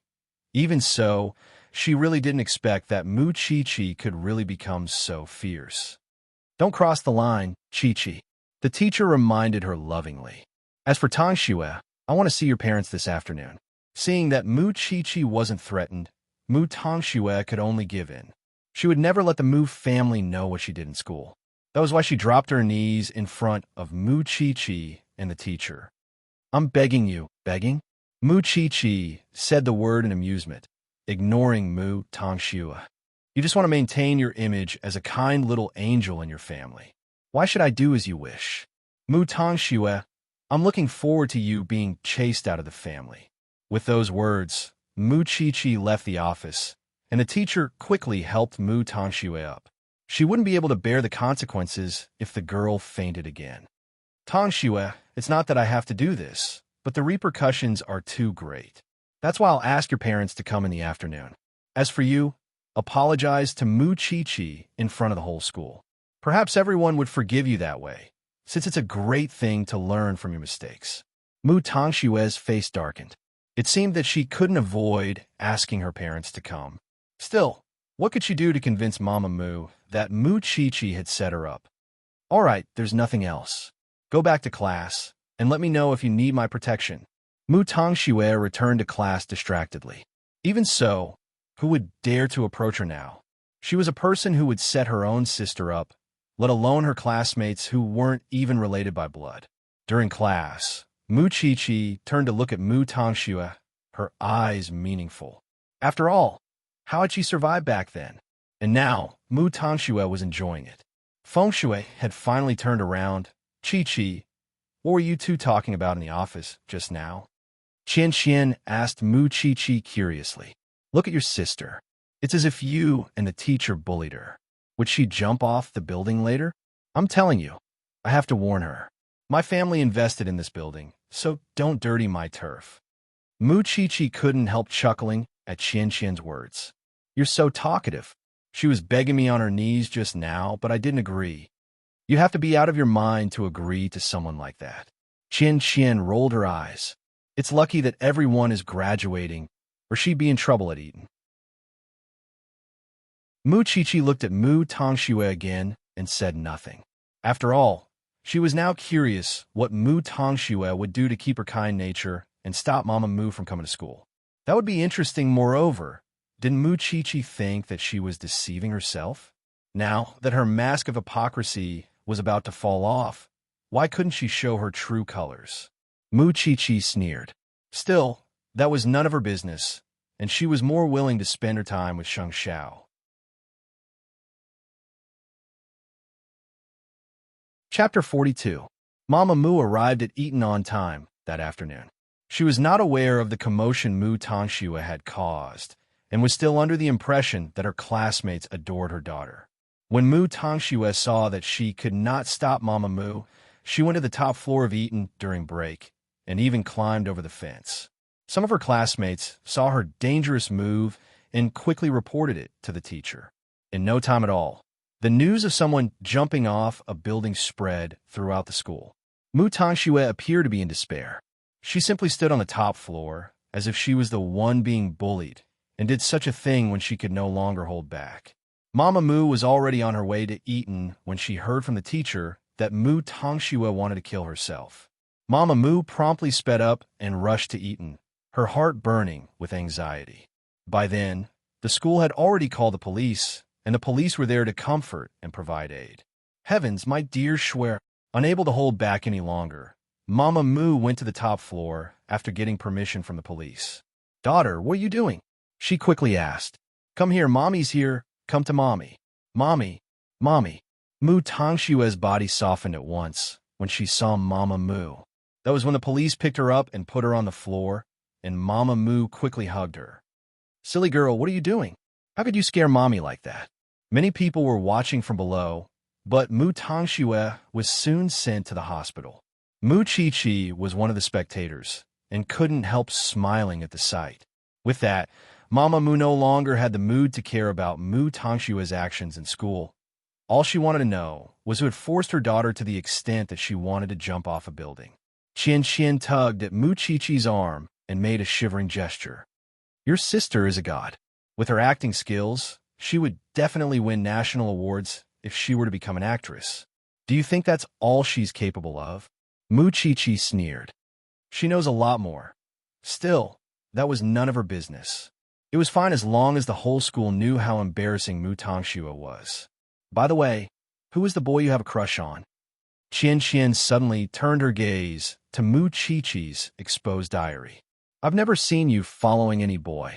I can't tell you about this, Mu Chi-Chi said mysteriously and went back to the classroom with Qian Qian. Be that as it may, the classroom was gloomy in the afternoon. Perhaps everyone thought that Mu Tongxue had turned the entire class into a mess after her arrival and was now famous throughout the school. Chi-Chi, tell us, who is it that you like? Have you ever confessed? Hearing Qian Qian's question, Mu Chi-Chi shook her head. I can't say it.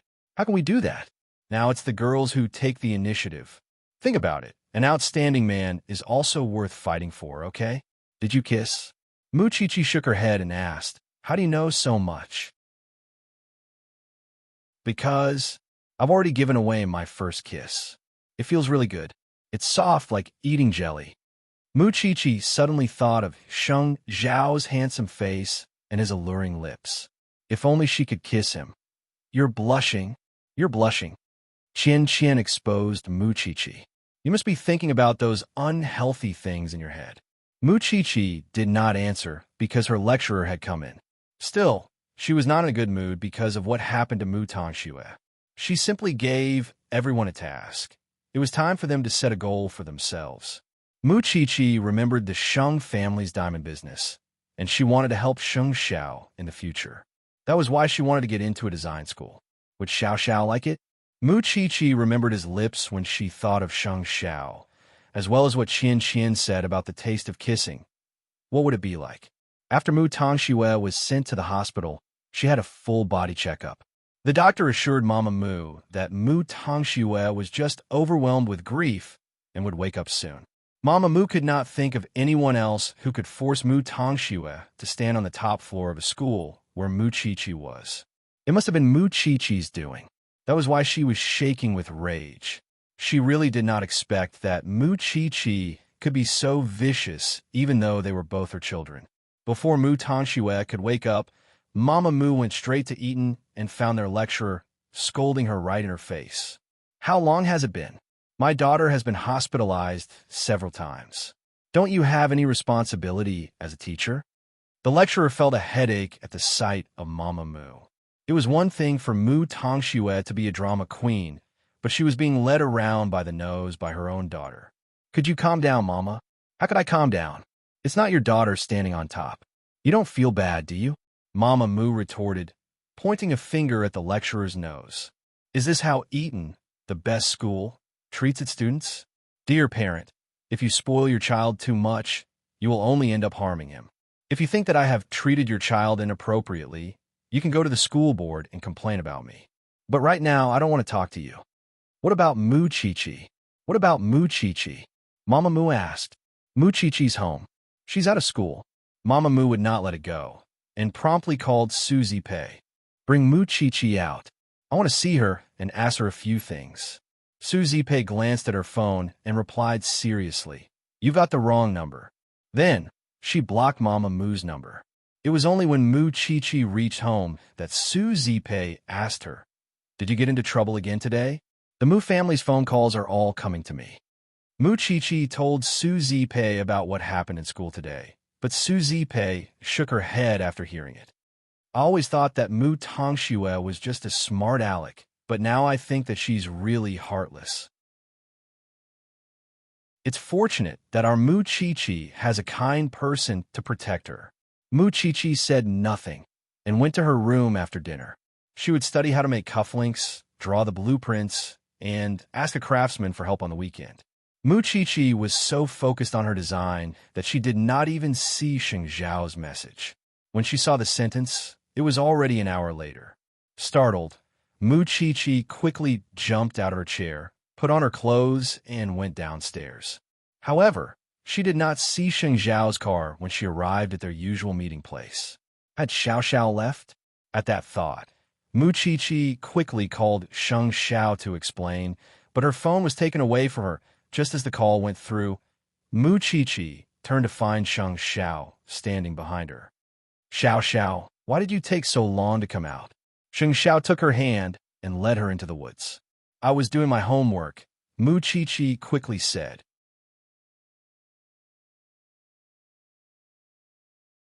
Chapter 43. Of course it's more important to see you. I just didn't see you, Mu Chi said honestly. Sheng Xiao sneered and led her to a warm car. Mu Chi was sitting among them. She tilted her head to look at Sheng Xiao's handsome face. At that moment, her heart was beating wildly. She recalled Qianqian's words. She wanted to try kissing Sheng Xiao too, but she did not dare to. Did you learn anything today? Sheng Xiao already knew about Mu Tongshua's performance on the top floor of the school, and that she was now being spurned by the entire school. Yes. How would I dare not remember what you taught me? Mu Chi answered obediently. Good girl. Where are we going tonight? Mu Chi couldn't help asking as she watched Sheng Xiao drive. Looks like we're going far. Jianchuan was a place where they could move around if they wanted to protect Mu Chi so that no one would know. Sheng Xiao had no particular place to go at the moment. He simply wanted to take Mu Chi away from familiar faces and be alone with her, such as sleeping in the car last night. But halfway there, Mu Chi received a call from Suzy Pei. Chi, it's so late. Where are you? There's no one in the room. Mu Chi looked at Sheng Xiao in panic, because Suzy Pei rarely came to her after she went to bed. Mu Chi paused and quickly answered, Aunt Zipei, I'm hungry from studying, so I came out to buy something to eat. Buy what? Don't we have some at home? I want to eat outside, all right? Come back quickly and don't stay out for too long. With that, Suzy Pei hung up, while Mu Chi looked a little disappointed. Xiao, I can't go out with you tonight. I have to hurry home, or Aunt Zipei would find out. There's a supermarket nearby. Let's buy something. Sheng Xiao parked the car in front of the supermarket and had Mu Chi buy a bunch of snacks. However, on the way back, both of them had grave expressions on their faces. How long could such a relationship last? If others knew that she liked him, what would she do in the future? Xiao, I feel guilty. Sheng Xiao did not say anything. As the crown prince of Huangyao, he had always gotten what he wanted and did whatever he wanted. He had never encountered such a situation where it was wishful thinking to bring his little one out to play, because he had to consider that Mu Chi was still immature. Soon, the car drove into the little mansion, and Mu Chi had Sheng Xiao stop the car at the entrance so that Suzy Pei would not catch them. Good night, Xiao. Sheng Xiao stopped the car and grabbed Mu Chi's arm. When she turned around, he pinched her chin and kissed her. No, to be more accurate, it was biting. Mu Chi felt pain in her lips. She wanted to struggle, but Sheng Xiao didn't let her. Still, he released her just 3 seconds later. Even so, she could feel that he was holding back his anger. Damn Qianqian, who said that kissing was like eating jelly. Since you dragged me down to hell, don't run away alone. Mu Chi's entire body shuddered at those words. She sensed danger, as well as the emotions that were about to burst out of her chest. She probably didn't even know how much she liked Sheng Xiao. Mu Chi got out of the car with the snacks and watched as Sheng Xiao left. When she got home, she couldn't help being nagged by Suzy Pei. Tell me what you want to eat, and I'll buy it for you. Don't go out alone. It's dangerous for a girl. I know, Aunt Zipei. Mu Chi felt a deep sense of guilt. Her aunt had been so good to her, but she couldn't say a word about Sheng Xiao no matter what. She was afraid that her aunt would be disappointed in her. She could promise her aunt anything, but Sheng Xiao was her own secret. She would keep it in her heart, even if Sheng Xiao were to marry another rich young lady one day. Mu Chi put down the snacks when she returned to her room and texted Sheng Xiao. Xiao, I want to learn design. Sheng Xiao returned home and washed up when he saw the message, and promptly replied, Why? Because I want to be closer to you. Sheng Xiao was aware that Mu Chi was better at math, physics, and chemistry. She could have studied science and engineering, but she was willing to learn design for him, not caring if she liked it or not. No, why? Mu Chi asked in return. There are enough designers in Huangyao. You will make a difference. Mu Chi was hurt, but Sheng Xiao was telling the truth. Those who designed jewelry for Huangyao were all international masters. How many years would a small fry like her have to work her way up to the top? Even so, She really wanted to be closer to Shang Xiao. Moreover, Mu Chi touched her bitten lip when she remembered that kiss. Qian was such a liar. Late at night, Papa Mu rushed to the hospital when he learned that Mu Tongxue had almost jumped off a building at school. Mu Tongxue had just fallen asleep, and Mama Mu was watching over her. Papa Mu immediately attacked his wife when he saw his daughter. "How are you taking care of Shui? Why is she always in the hospital?" "Honey, Tongxue is because of Mu Chi-Chi's revenge. Did you know? Shui is being bullied at all in Eton." Mama Mu pushed the blame to Mu Chi-Chi. She even went to another family, but she wouldn't let Tongxue go. "We don't owe her anything. What can we do? Mu Chi-Chi's guardianship isn't in our hands now." Papa Mu retorted angrily. "Isn't it all because of you? You didn't teach the child well, and now she's going against us everywhere. What now? Are we just going to let her continue like this?" I had to go to Eton to keep an eye on Mu Chi-Chi and stop her from stirring up trouble. I didn't expect her to get worse. Let me know when Shui wakes up, and I'll tell her what to do. With that, Papa Mu left his wife at the hospital while he returned home to wash up and rest.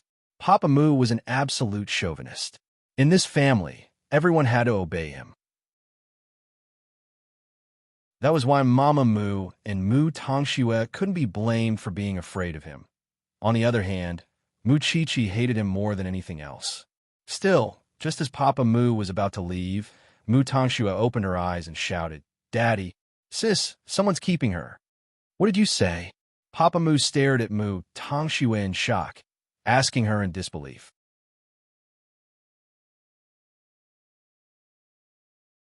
Chapter 44. Hubby, if it's true and someone else finds out about it, how will we face the Mu family in the future? Mama Mu quickly said. "It's too embarrassing." Mama Mu's first reaction was not to worry about her daughter's safety, but the embarrassment. Papa Mu snorted coldly. "So you know how embarrassing it is. There's no other way but to send Mu Chi-Chi abroad. That way, no one would know even if she dies there." "But why would she listen to us?" Mama Mu asked. "Mu Chi-Chi is now with someone else. She's so arrogant. Does she even respect us as her parents? Go find her and tell her that we'll allow her to return to the Mu family. She'll be the young lady of the Mu family, just like before, and I won't scold or beat her as long as she agrees to leave the country." Papa Mu ordered. "Let her return to the Mu family. That's the most I can do for her. Don't push your luck." "All right, I'll go find her when she recovers." Papa Mu's tone made it seem as if he was giving Mu Chi-Chi a great gift. He was Mu Tongxue's father after all. In his heart, he probably believed that Mu Chi-Chi wanted to return to the Mu family. After all, the French tycoon was only sponsoring her and not supporting her for life. It was only by returning to the Mu family that she could enjoy the treatment of a rich young lady and not have to worry about food or clothing for the rest of her life. That confidence made Mu Chi-Chi's stand last time a waste. That was why Papa Mu believed that it was the greatest concession he could make for Mu Chi-Chi. She should not have been accepted into the Mu family after killing her grandmother.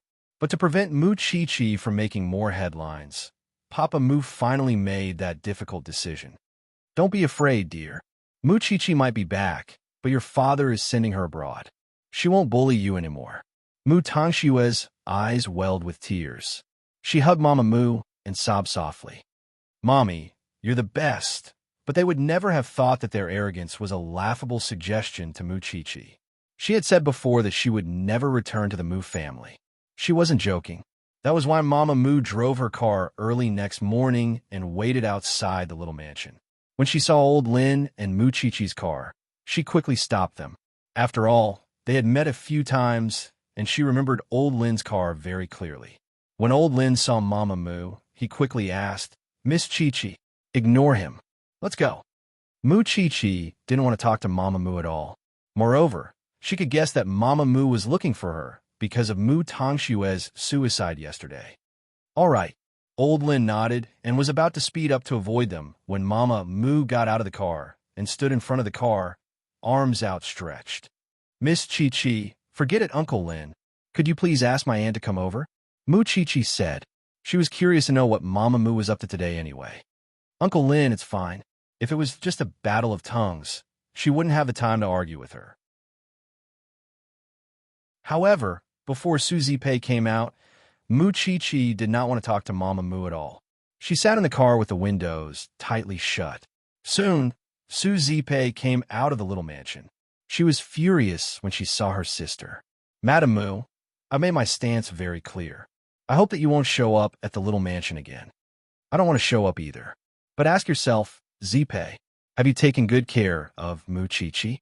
Do you know that she's a sugar daddy? Or are you using Chi-Chi to earn this dirty money? Su Zipei replied angrily at Mama Mu's words. Watch your mouth. You don't know that Mu Chi-Chi is a sugar daddy. Mu Chi-Chi finally rolled down the window when she heard the two arguing outside the car. Did your precious daughter tell you that again? She said she saw your diary with her own eyes.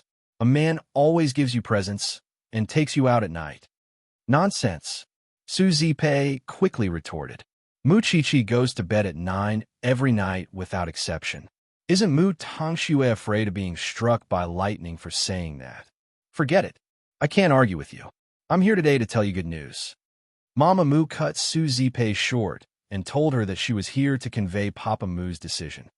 Your brother-in-law has decided to let Mu Chi-Chi return to the Mu family and send her abroad to study. Good news? Su Zipei laughed. Who would that be good news for? Don't push your luck, Zipei. Mu Chi-Chi would still be the young lady of the Mu family. She wouldn't have to worry about food or clothing for the rest of her life. Why wouldn't she be willing? Isn't she doing so much just to return to the Mu family? At that, Su Zipei and Mu Chi-Chi shared a look and smiled. Where does the Mu family get their confidence from? Su Zipei asked Mama Mu in return. We've never expressed our desire to go back to the Mu family. You don't want to? Look at Mu Chi-Chi. She's living in a mansion, eating delicacies from the mountains, using branded goods, followed by a car at all times, and the principal would personally welcome her when she enters a prestigious school. Isn't that better than the Mu family? Everything she eats and wears is better than Mu Tongshue's. Go back. Stop dreaming, all right? Mama Mu glanced at Mu Chi-Chi and then at Su Zipei. Even Su Zipei was no longer the poor girl she used to be, and was now beautiful and noble. That was something she could not deny. Annie Mu, you're probably worried about Mu Tongxue jumping off a building, aren't you? I know it hurts you, but do you know why she did it? It was because she posted my diary, but someone else recorded it and put it on the bulletin board. Invading someone else's privacy is the most shameful thing, and that's why the entire school hates her. Ask yourself, who doesn't hate her now? He even gave her a name, White Lotus Mu. Of course, I'm guessing that you think I'm the one who framed her. Still, it doesn't matter if you're lying to yourself. It's fine as long as others know the truth. Annie Mu, how kind your daughter is. You should go to school and ask her about it. I'm warning you, don't even think about me. I wouldn't even bother wasting my time on her if Mu Tongshu didn't provoke me on her own. Moreover, I'm not a sugar daddy. If you believe your daughter's nonsense without looking at the evidence, she'll make you suffer beyond words one day. Just wait and see if you don't believe me. With that, Mu Chi-Chi closed the window. Uncle Lin, please speed up. I'm going to be late. Meanwhile, Su Zipei was too lazy to argue with Mama Mu. You can move your car if there's nothing else. We know how to move to the side and not get in other people's way. Are you worse than a child? Mama Mu was left stunned by Mu Chi-Chi's words.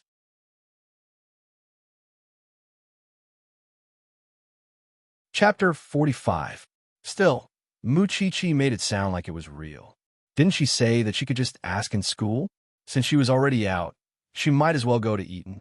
Hence, Mama Mu drove to the gates of Eton just as students were rushing to school from all directions. Mama Mu promptly grabbed a student who was walking and asked, Do you know Mu Tongxue? White Lotus Mu. Who doesn't know her in school now? Isn't it disgusting to put her sister's diary on the bulletin board? The other party was a bespectacled little Prince Charming, but he had a comprehensive grasp of the school's gossip. Mu Chi-Chi didn't set her up. The video of White Lotus Mu posting her sister's diary was recorded. What else is there to say? Who are you? Stop asking so many questions. The little boy was very impatient. He pushed his glasses up the bridge of his nose and rolled his eyes at Mama Mu before leaving. Unsatisfied, Mama Mu grabbed another girl and asked, "May I ask you something? Do you know Mu Tongxue?" "Yes, White Lotus Mu. Everyone in school has the right to punish her. Didn't she try to kill herself yesterday? How embarrassing." Mama Mu was stunned when she heard that. After all, Mu Tongxue had always been an excellent student in the eyes of others, and it was the first time she heard someone say that Mu Tongxue was an embarrassment. Embarrassment. As it turned out, sure, was not forced to jump off a building because Mu Chi bullied her. Instead, it was because she was embarrassed that she posted Mu Chi's diary on the bulletin board. But Mu Tongxue did not tell her that yesterday. And when she went to school and scolded the teacher, she did not even hear what happened. For some reason, Mama Mu suddenly felt complicated. That was why she called her husband. Papa Mu answered the call impatiently. "I'm at work now.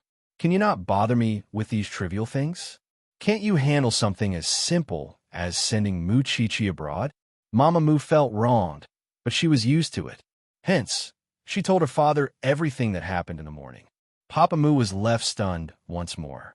After all, Mu Tongxue had always been obedient and sensible and would never scheme like that. Even so, Mama Mu had gotten a video of Mu Tongxue posting her diary. Papa Mu was furious when he heard that. "What a disgrace. How dare you jump off a building?" "Hubby, sure, it definitely didn't do it on purpose. You know she's been very sensible since she was young." "What about Mu Chi? Is she willing to leave?" "I've talked to Zipei and Mu Chi. Both of them are living comfortably in the small villa. They don't want to return to the Mu family at all." "Little bastard, you don't even recognize your own ancestors." With that, Papa Mu hung up and told his assistant, "Call Eaton right now and confirm if Shuer has caused a huge commotion in Eaton." The assistant nodded and immediately did as he was told. Soon, he received an answer from the school.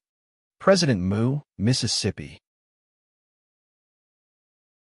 Mu is now being spurned by the whole school because she posted her sister's diary. What a disgrace. This is simply too embarrassing. Furious, Papa Mu rushed to the hospital to visit Mu Tongxue after work.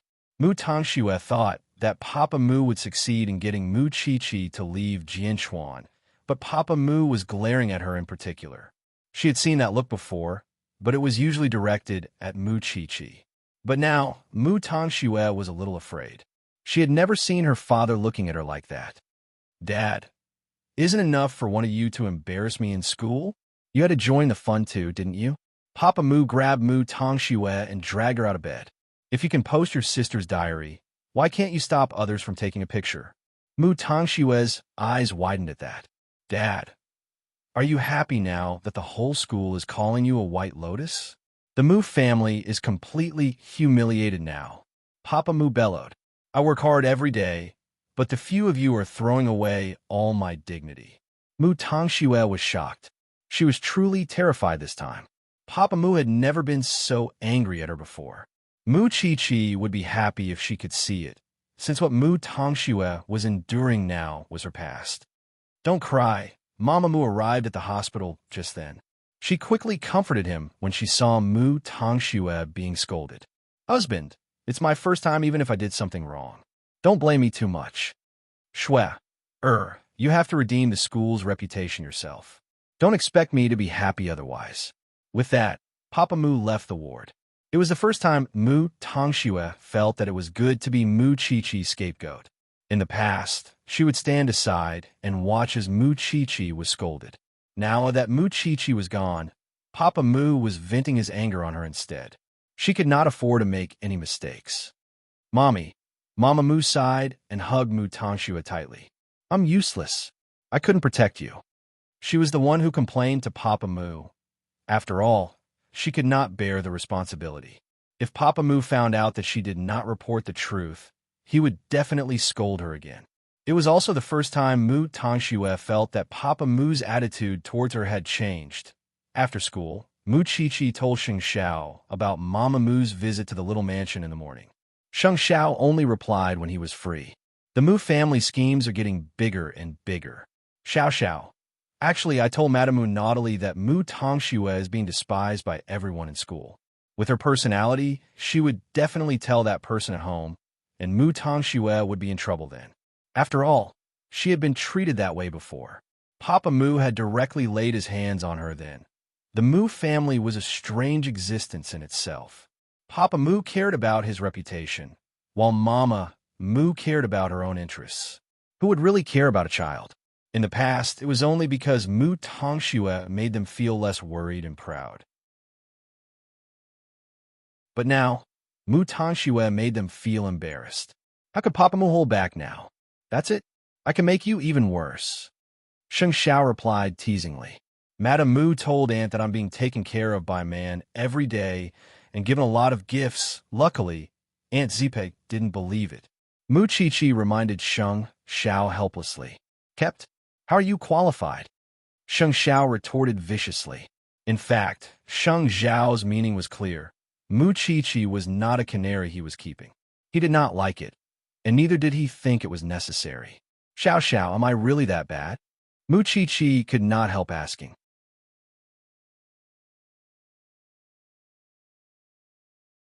Chapter 46. That was why Mu Chi-Chi did not dare to go out so openly at night, afraid that Su Zipei would find out. After all, Su Zipei trusted her so much. However, Mu Chi-Chi desperately wanted to see Sheng Xiao. For that, she made sure that Su Zipei was completely asleep before sneaking out. She waited until midnight. When Mu Chi-Chi went out, Sheng Xiao was already asleep in the car. Xiao Xiao. Mu Chi-Chi sat beside him and looked at his handsome face. Have you been waiting for a long time? I thought you became bold and dared not to come out. I would come out even if I have to crawl. But my mother told Aunt Zipei about me today. You know, I was afraid that she would get suspicious, so I waited until she fell asleep. Mu Chi-Chi explained. Then, you won't see me at night anymore? Sheng Xiao looked at Mu Chi-Chi meaningfully. You don't have to wait until midnight. I want to see you. Mu Chi-Chi quickly answered. I'm willing to wait until morning. Sheng Xiao could not help driving a little further after achieving his goal. However, he did not leave the villa because his little one had to go to school tomorrow. She would not be energetic if she did not rest enough. Have you thought about which school you want to go to? Sheng Xiao stopped the car and asked Mu Chi-Chi coolly. Or do you want to go abroad? I don't. Mu Chi-Chi quickly answered. I just want to stay in Jianchuan. Sheng Xiao could not help lifting Mu Chi-Chi's chin at that and asked her wickedly, do you want to stay in Jianchuan or by my side? Mu Chi-Chi's heart was intoxicated. She looked at Sheng Xiao and could not help asking, I just want to see you all the time. Sheng Xiao could not help chuckling when he got the answer. Little one, you're getting more and more explicit. With that, he reached out and rubbed Mu Chi-Chi's lips with his long fingers. Mu Chi-Chi's heart raced and thumped. She felt as if she was riding the clouds to be so close to the person she loved. Then, Sheng Xiao's face inched closer, his lashes becoming clearer. Soon, her lower lip was caught between his lips. This time, he did not bite, but sucked. Mu Chi-Chi quickly closed her eyes, but Sheng Xiao had already left her lips. It's quite lousy. A kept woman is very proactive. That's right. You're right. Mu Chi-Chi blushed and quickly buried her head in his chest. This man was too good at flirting. She was just a little girl. She was no match for him at all. Xiao Xiao, I don't know which university I'm going to. Can you help me fill my wish? When Xing Xiao heard that, he quickly asked, what if I let you read it again? Are you going to do it? Mu Chi-Chi shook her head. I trust you. You always do what's best for me. Though Mu Chi-Chi's words sounded a little fake, Sheng Xiao enjoyed it. Although he did not immediately answer her, he kept her wish in mind. Either way, I don't want to be in the same school as Mu Tongxue. I have a feeling that she would pursue our relationship relentlessly. Sheng Xiao said nothing. He hugged Mu Chi-Chi and pressed her head against his chest for a few minutes before letting go. You're flying to Italy tomorrow morning. Don't let anyone bully you when I'm not around. I know. Mu Chi-Chi nodded and left Sheng Xiao's embrace. But just as she was about to get out of the car, Sheng Xiao grabbed her and quickly covered her lips. There was no helping it. The little one's lips were just that addictive. Mu Chi-Chi reached out to hug Sheng Xiao by reflex and responded clumsily and awkwardly. Afraid of leaving a mark, Sheng Xiao eventually stopped there and did not go too deep. After that, Mu Qiqi got out of the car and returned to the little mansion.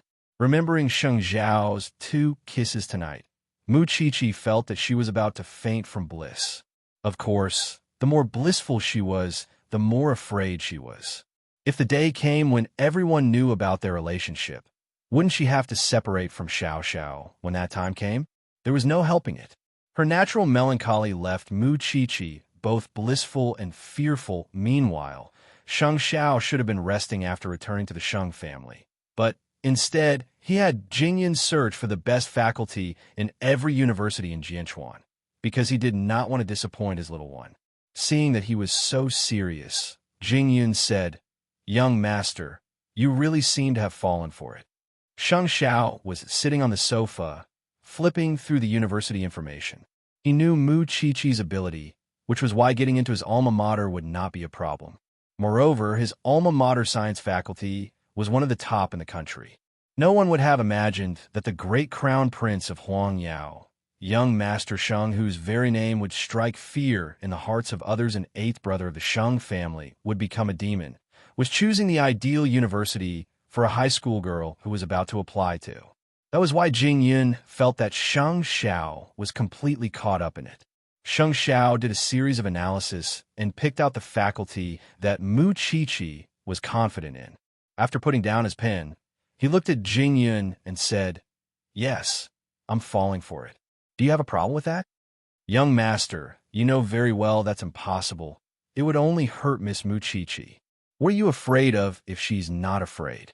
Sheng Xiao couldn't help asking Jingyun in return. "Jingyun, a soul that succumbs to fate is boring. Young master, I'm just afraid that you would get hurt when the time comes. I've told you before. Hurt is hurt.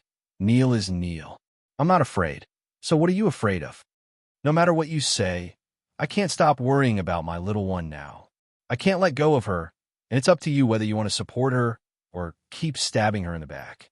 But I won't change my decision because of you." With that, Sheng Xiao put away the university information and went to the bathroom to wash up.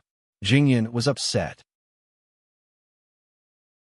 He could understand if it was anyone else, but why did it have to be Mu Qiqi? The Mu family and the Sheng family had always been incompatible. Although Sheng Zhao's generation no longer cared about those grudges, the generation before him still cared. Still, if he did not stand by Sheng Zhao's side and the matter was exposed, there would really be only 2 of them left. Although it was hard for him to accept it, he decided to try and accept Mu Qiqi's place in Sheng Zhao's heart. Moreover, he would help young master keep it a secret from master and madam. In fact, Sheng Xiao knew Jing Yun's personality well enough to know that he would never betray him. Even so, the little one could certainly fight back against petty schemes, but she was still so immature when it came to grand schemes.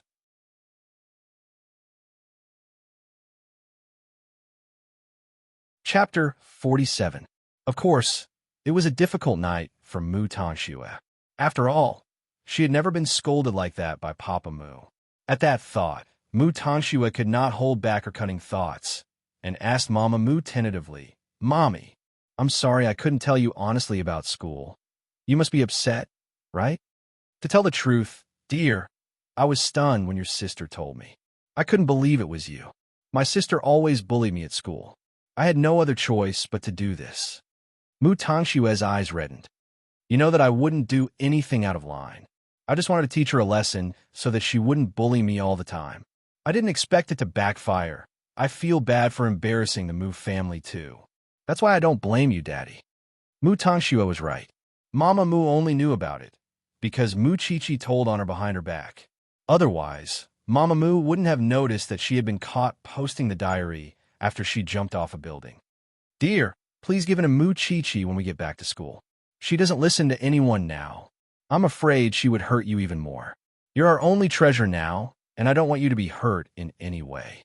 Mu Tongxue nodded, sitting on the bed, her face full of worry. "Then, what about Sis being a mistress? I went to your aunt. Why would she admit it? She said that Mu Qiqi sleeps at 9 every day, and I suspect that she's fooling around behind her aunt's back." Mama Mu sneered. "Even so, it's hard to prove their innocence. But we can't do anything to them now, since we don't have custody of your sister." Mu Tongxue did not ask further. She could only find out if she investigated on her own. And did her aunt trust Mu Chi-Chi that much? Then, what if she had another part of Mu Chi-Chi's diary? Mu Tangxue did not believe that her aunt would remain indifferent when she showed it to her. The next morning, Mu Chi-Chi received a call from Sheng Xiao just as she got out of bed. She was immediately energized. Xiao Xiao, what's up? It's so early. Are you sure you won't regret letting me decide your school? Sheng Xiao asked her with certainty. No regrets. Don't tell me you didn't sleep the whole night because of what I said last night. Mu Chi-Chi replied. You wish. Sheng Xiao sneered. I've already sent you the name of the school and the name of the department. After hanging up the phone sweetly, Mu Chi-Chi opened the inbox on her phone. When she saw the name of the school, she immediately jumped up from the bed. Did Xiao Xiao want her to enter his alma mater and become his junior? Senior, junior. At that thought, Mu Chi-Chi promptly decided that she would follow in his footsteps. That was why Mu Chi-Chi went to school early in the morning. It was then that Mu Tangxue appeared near the little mansion with her backpack. She wanted to meet Su Zipei in private. Mu Tangxue waited by the door, just as Mama Mu did when the security guards refused to let her in. Su Zipei would go out every day to buy groceries for Mu Chi-Chi, and she did a double take when she saw Mu Tangxue standing in the snow when she left the iron gates. Even so, she knew that it was not Mu Chi-Chi. Although they were twin sisters, their auras were completely different. Su Zipei could tell who was Mu Chi-Chi and who was Mu Tangxue at once. That was why her expression was a little unnatural. The Mu family was really something. Did they not stop pestering her every day? That was why Su Zipei was about to ignore her, but Mu Tangxue stopped her. Aunt Zipei, I want to talk to you. You're not even go to school and waiting here just to talk to me. Su Zipei smiled.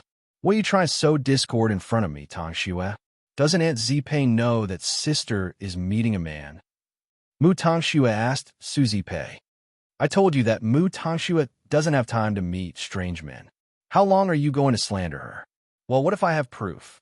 With those words, Mu Tangxue took out a few pages of Mu Chi-Chi's diary from her bag and handed it to Su Zipei. Aunt Zipei, take a look at it yourself. I'm worried about sister. Su Zipei took the diary, but did not give Mu Tangxue any face and promptly returned to the little mansion. Why would the Mu family not let Mu Tangxue go? Hence, Su Zipei threw the pages of Mu Tangxue's diary into a drawer. Who would read something that violated their privacy? Mu Chi-Chi would definitely be upset if she knew. She was Mu Tangxue's only relative now. And would she not believe Mu Chi-Chi? Mu Tangxue was not confident that Su Zipei would read it, and even guessed that Su Zipei would know about it. That was why her trip was in vain. Still, it would be nice to tell Mu Chi-Chi about it and see her reaction, even though she would feel terrible after entering the classroom. Look, White Lotus Mu is here. You still have the courage to come. Mu Chi-Chi turned to Mu Tangxue, who gestured for her to go outside for a private chat. Mu Chi-Chi rose to her feet and went to the corridor outside the classroom.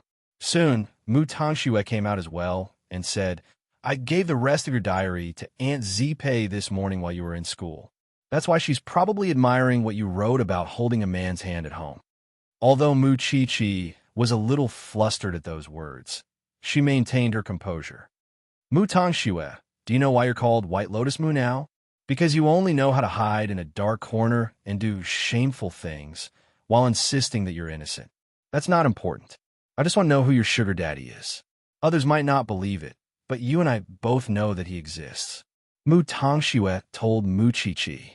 Sister, I might not let go of that part of you in the future. Mu Chi-Chi glared at her coldly, not bothered to waste words with trash. I'm looking forward to it too. What's Aunt Zipei's expression when she sees you after school today? Mu Chi-Chi smiled when she saw Mu Tangxue's smug expression. She approached Mu Tangxue and said, Let's not talk about me. Let's talk about you. Mom and Dad probably didn't treat you well when they found out about your embarrassing incident at the hospital. That's how I came over. You'll have to bear it yourself from now on. I'm telling you, Uncle Mu will beat you up in your delicate body. You have to take care of it or you won't be able to take a beating.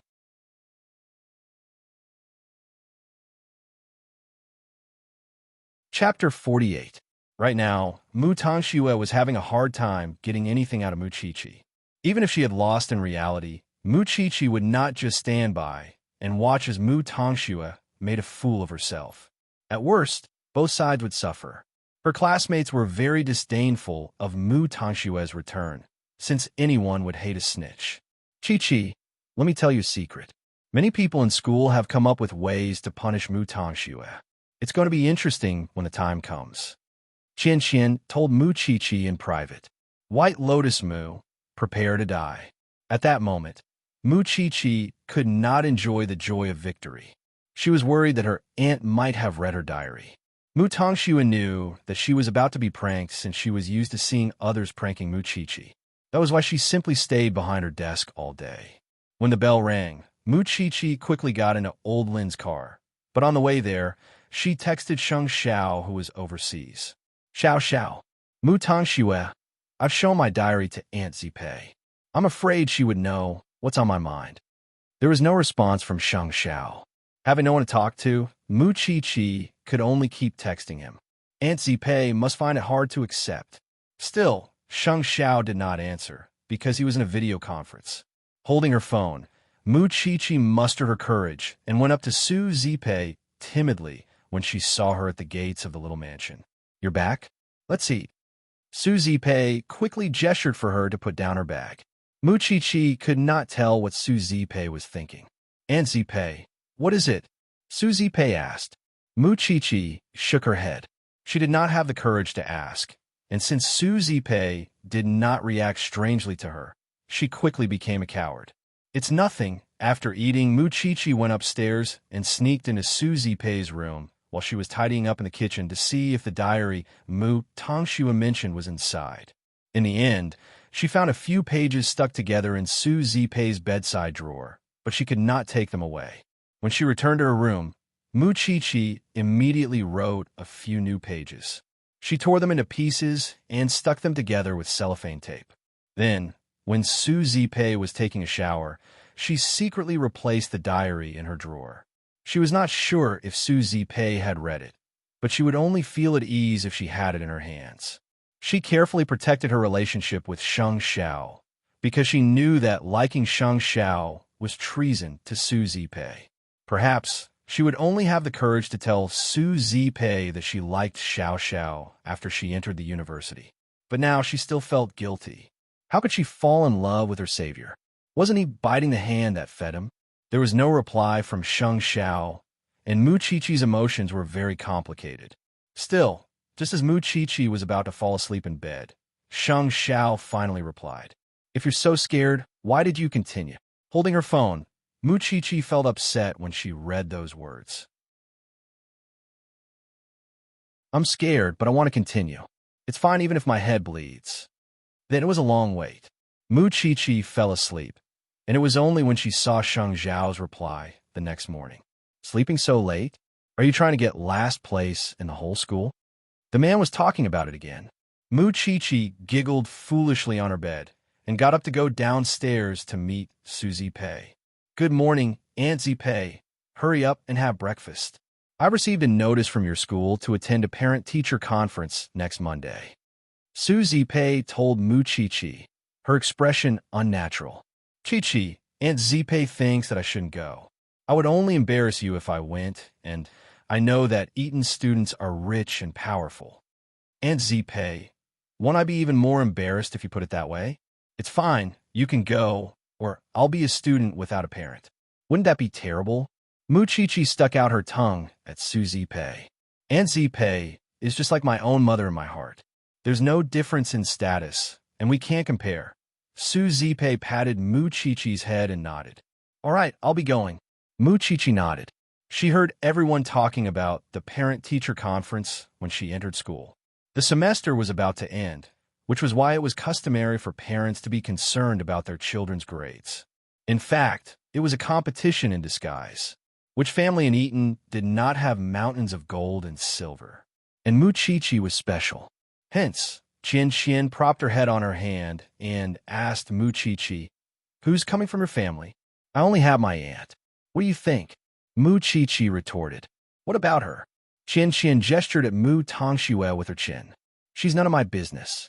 Mu Qiqi replied. According to Eton's tradition, every student's family is rich and powerful, wearing limited edition branded goods from head to toe. Qiqi, if your period comes, you might have to put up with some ugly looks. You know, being a rich person is just that realistic. Qian reminded Mu Qiqi. Mu Qiqi knew that Su Zipei would only be humiliated if she came to the parent-teacher conference. Moreover, how could she bear to let her aunt be humiliated? Mu Tongxue was well aware of Mu Qiqi's predicament. Hence, she approached her after class and asked, Sis, don't tell me you're asking Aunt Zipei to help you attend the parent-teacher conference? Mu Qiqi turned to look at Mu Tongxue with a none-of-your-business expression. My parents would be there too. It's a pity that you're no longer in the Mu family's custody and you can't represent yourself. If you really ask Aunt Zipei to attend, I'm afraid it's not appropriate. You know she's been poor all her life. She'd make a fool of herself if she goes on stage. Mu Qiqi glared at Mu Tongxue before shouting loudly in front of the entire class, Shut your filthy mouth and return to your seat. Don't let me see you. Cooperate, okay? Mu Tongxue said nothing else and turned to return to her seat. After all, Mu Qiqi really had no one to help her attend the parent-teacher conference. How embarrassing would that be? Therefore, Mu Tongxue smiled coldly. Since she had left the Mu family so casually, she would have to bear the price. Mu Qiqi hesitated at Mu Tongxue's words. It was not that she despised Su Zipei's family background, but she was worried that other parents would embarrass Su Zipei. She did not want someone she cherished to suffer. Even so, she could not live without a parent.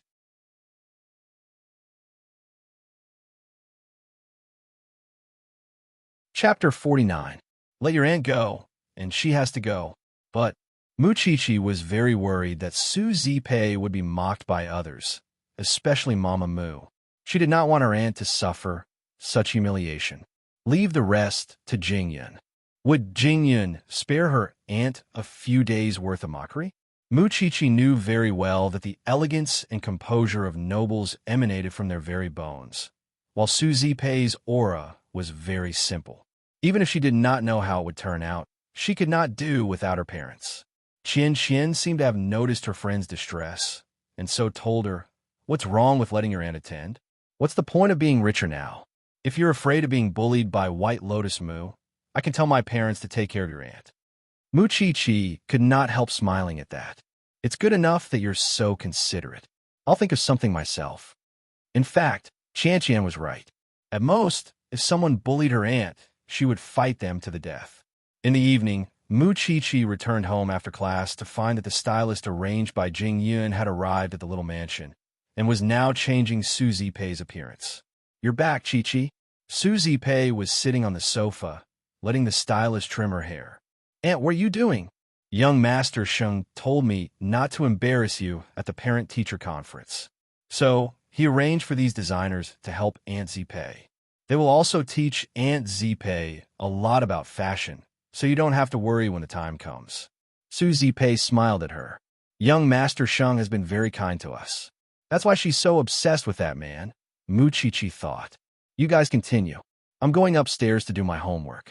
With those words, Mu Qiqi grabbed her bag and went upstairs. Then, she took out her phone and texted Sheng Xiao. Xiao, are you really going to change your aunt? In just a few days? Sheng Xiao did not reply to Mu Qiqi when he received the message. Judging from the little one's excitement, she must be looking forward to the parent-teacher conference in a few days. Seeing that Sheng Xiao was not giving up, Mu Qiqi decided not to be discouraged. If worse came to worst, she would do her best to protect Su Zipei if she was bullied. Mu Qiqi did not know when Sheng Xiao would be back, so she brought the blueprints to a professional craftsman over the weekend and used the pocket money she had saved to have the craftsman teach her how to make it. She didn't need the cufflinks to be exquisite, but they had to be unique in this world. 3 days later, Su Zipei had completely changed her appearance. Her long, silky hair had turned into a short, fluffy hairstyle, accentuating her exquisite facial features. With her perfect makeup, Mu Qiqi could not help but be surprised. There was indeed a huge difference after a woman put on makeup. Next was her style of dressing. In the past, Suzy Pei was very thrifty, casual, and simple. But now, there was someone who matched her clothes and put them in the wardrobe. She would never make a mistake again. In other words, from head to toe, even from her behavior, Suzy Pei was like a noble from the British royal family. Aunt Zipei, I don't even recognize you. Mu Chi-Chi could not help exclaiming when she saw Suzy Pei's transformation. Then, a slender figure walked behind Mu Chi-Chi and held her wriggling shoulders. Why are you so excited? Mu Chi-Chi turned and almost jumped when she saw Sheng Xiao. Fortunately, Suzy Pei was there, and she held back and did not lunge at him. Brother Xiao, why are you here? To check the results. Sheng Xiao was still tired, and the plane had just landed. Still, he couldn't care less about anything else as he missed the little one, and went to the little mansion first. Then, Sheng Xiao studied Suzy Pei from head to toe with a sharp gaze. Not bad. Yes, Aunt Zipei, you'll definitely be the prettiest tomorrow. Mu Chi-Chi sighed in awe. But Xiao. No, I mean Brother Xiao, what if someone else hits on you? Stay aloof the whole time, and look at others as if I'm looking down on all of you. Don't respond to what others say, especially Mama Mu's provocations. Remember, everyone, but you'll be a joke tomorrow. Not to mention Suzy Pei. Even Mu Chi-Chi felt her blood boiling after hearing that. Of course, Mu Chi-Chi and Suzy Pei were complementary, and Suzy Pei could not do without Mu Chi-Chi's cooperation. And you? Sheng Xiao turned to look at Mu Chi-Chi and told her, you must look at others with the attitude of my aunt is so noble and cold. You must hold back if you can't accept it.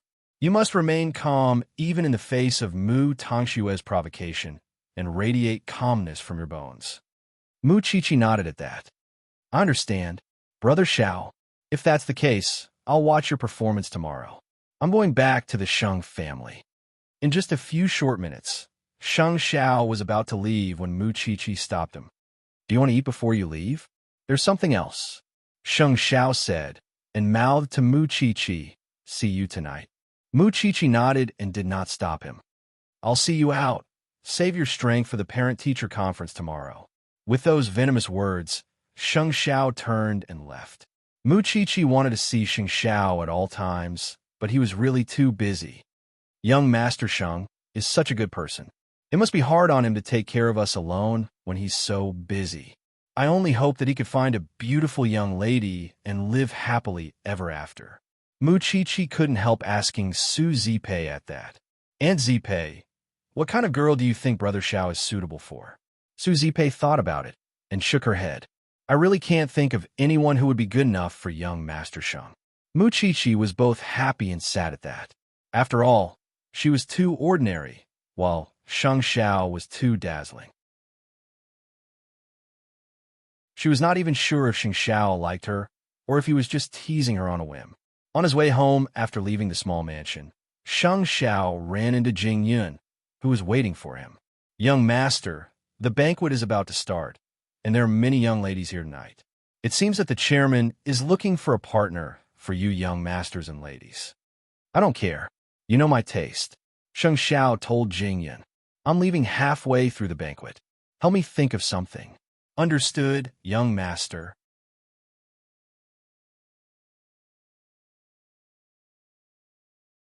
Chapter 50. At the celebration banquet, the chips clashed and goblets clattered. Sheng Xiao sat in a corner board, completely unwilling to join such a boring and time-wasting gathering. When Papa Sheng saw that Sheng Xiao was sitting in a corner, he gestured for a few single girls to come over and strike up a conversation. Many of the socialites had the heart, but not the guts.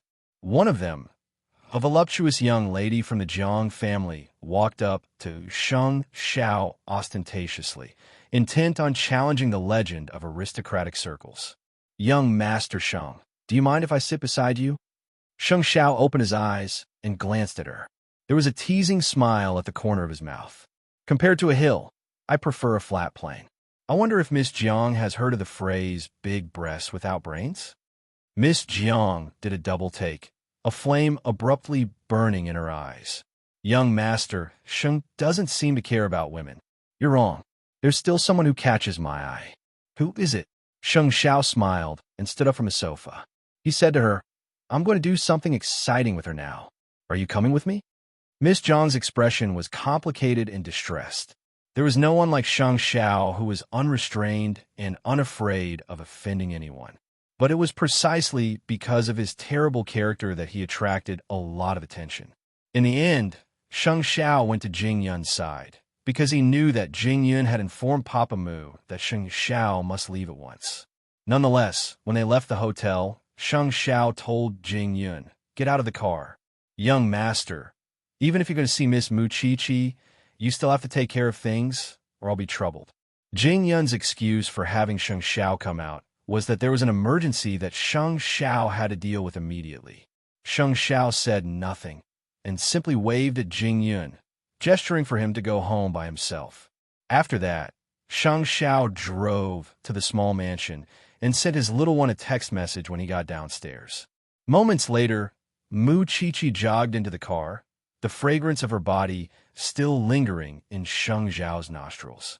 Still, it was much more relaxing than the expensive perfumes that women wore, and Sheng Xiao couldn't help putting his hand on Mu Chi-Chi's shoulder. It smells so good. Use this from now on, and don't change it. Mu Chi-Chi knew at once when she saw his retro black suit that he had come from some big occasion. Are you not busy? Sheng Xiao retracted his head and said proudly, Then I'm leaving, don't go. Mu Chi-Chi quickly grabbed him. It wasn't easy for me to see you. Aren't you afraid of your aunt? Sheng Xiao glanced sideways at her and asked, I'm scared, but I can't control my heart either. Your heart is already under my control, Sheng Xiao told her directly. When Mu Chi-Chi heard that, she immediately lowered her head and muttered, What about your heart? Pretending not to hear it, Sheng Xiao leaned on Mu Chi-Chi's shoulder and closed his eyes to rest. Mu Chi-Chi did not ask further, because she knew that it was one-sided. She wanted to like him, and even if he did not respond, her heart would not change. After a long while, Sheng Xiao spoke again. Don't forget your past and your dreams because of me. Mu Chi-Chi was a little disappointed at that, but she quickly took out a small gift box from her pocket and gave it to Sheng Xiao. This is for you. What is it? Sheng Xiao took it and opened it to see that it was a cufflink. He looked very used to it. I made it myself. Mu Chi-Chi added. Sheng Xiao simply put it in his coat pocket and said nothing else, turning to Mu Chi-Chi. Go back. Your aunt will come looking for you later. Xiao Xiao, aren't you afraid? Mu Chi-Chi sat in the car and did not move. It was then that Sheng Xiao reached out and hooked his arm around her neck, pulling her closer. I've told you before, don't think about getting out alone since you dragged me into hell. I didn't want to get out alone, Mu Chi-Chi said, feeling wronged. But I don't dare to ask anything from Xiao Xiao. I can only be careful. Perhaps drunk, Sheng Xiao simply picked Mu Chi-Chi up and placed her on his lap. Mu Chi-Chi did a double take. She had never sat on Sheng Xiao in such a position. Even so, they could clearly feel each other's warmth. Mu Chi-Chi could also smell the scent of red wine on Sheng Xiao's body. You drank? Sheng Xiao was about to say something when he saw someone passing by the woods. He quickly put Mu Chi-Chi back on her seat and said to her after the person left, Go back. I'll come back tomorrow night. Okay. Mu Chi-Chi nodded. Then, she opened the door and got out of the car. She watched as Sheng Xiao drove away, feeling complicated and upset. It was clearly shameful, and she had to be careful. Why did she plunge headfirst into it? Soon, Mu Chi-Chi returned to her room. Sheng Xiao did not react even after she gave him the gift. He probably would not like something made by a child like her. In fact, she would not know that Sheng Xiao parked his car by the roadside after he left the little mansion. He took out a small box from his coat and touched the cufflinks inside. After all, it was the first time Sheng Xiao had received something made by someone else since he was a child. Although the design of the cufflinks was not very impressive and even looked adorably ugly, Sheng Xiao put them in the pocket of his suit, close to his heart. The next day, when Mu Chi-Chi went downstairs, Su Zipei was ready to go to Eden to make Mu Chi-Chi proud. Mu Chi-Chi quickly gave her a thumbs up when she saw that Su Zipei was dressed in luxury goods. "You're so beautiful today. It's good that you like it, but it's too expensive, and I'm afraid I'll break it." "Don't be nervous, Aunt Zipei. Just do as Brother Xiao said last night." Mu Chi told Su Zipei. "Don't worry, it won't break." Su Zipei smiled and poked Mu Chi's nose. "Don't worry. I know what to do. I won't drop the ball when it matters." Mu Chi made an okay gesture and left the little mansion with Su Zipei after breakfast. Even old Lin was impressed by Su Zipei. "You're very beautiful today, Miss Su." Su Zipei smiled at old Lin as Sheng Xiao taught her. That was how one's temperament came to be. Soon, they got into the car. Still, Mu Chi, who had just told Su Zipei not to be nervous, was now nervous herself.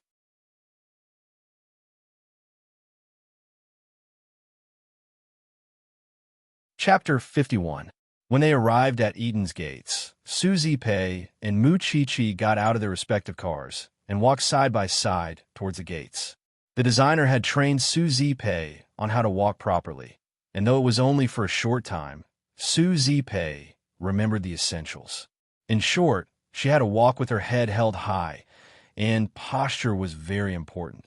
It was the most direct expression of a woman's dignity. Mu Chi looked around to observe the attention of the students, and found that they were staring at Su Zipei from time to time. There was no mockery in their eyes, but amazement.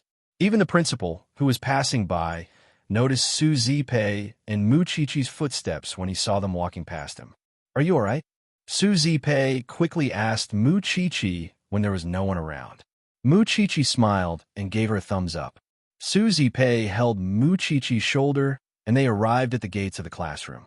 Most of the students and their parents were already there, including Mu Tongxue and her mother, who had wanted to wake up early to watch Mu Chi make a fool of herself. Who knew? Mama Mu was shocked when Su Zipei entered the classroom wearing a black coat and holding a diamond-studded handbag. She could not believe her eyes. Su Zipei was younger than most of the parents present, and a few years younger than Mama Mu herself. She was certainly more eye-catching than Mama Mu, with her meticulous dressing and outstanding presence. "Schwerer, is that your aunt?" Mu Tongxue nodded and turned to her mother. "Yes, Mommy. I can't believe it." Mama Mu's chest was overflowing with indignation. Mu Chi deliberately observed the mother and daughter's expressions and sneered. Sometimes, she could not help but wonder if she was born from her aunt and had nothing to do with the mother and daughter. Qian quickly approached Mu Chi when she saw her at her seat. "Your aunt is so beautiful. What are you afraid of?" "That's because you haven't seen how shameless some people are. I'm afraid that my aunt will be bullied." Mu Chi answered Qian quietly. "Don't be afraid. Mommy and I are on your side." Hence, while everyone was waiting for their parents, Mama Mu quickly went to Su Zipei and told her, "Look, my sister looks extraordinary after dressing up." Even so, Su Zipei simply ignored Mama Mu. She simply held Mu Chi's shoulder and chatted happily with both of them. Utterly embarrassed, Mama Mu could only return to Mu Tongxue's side. That was when the other parents around them couldn't help laughing. After all, Su Zipei never even looked at Mama Mu. It was Qian's mother who asked, "The bag in your hand." Mama Mu sneered at the side. After all, Su Zipei was a fat man who had been beaten up. He was only putting on a show. Perhaps he had even borrowed the bag or bought a fake one.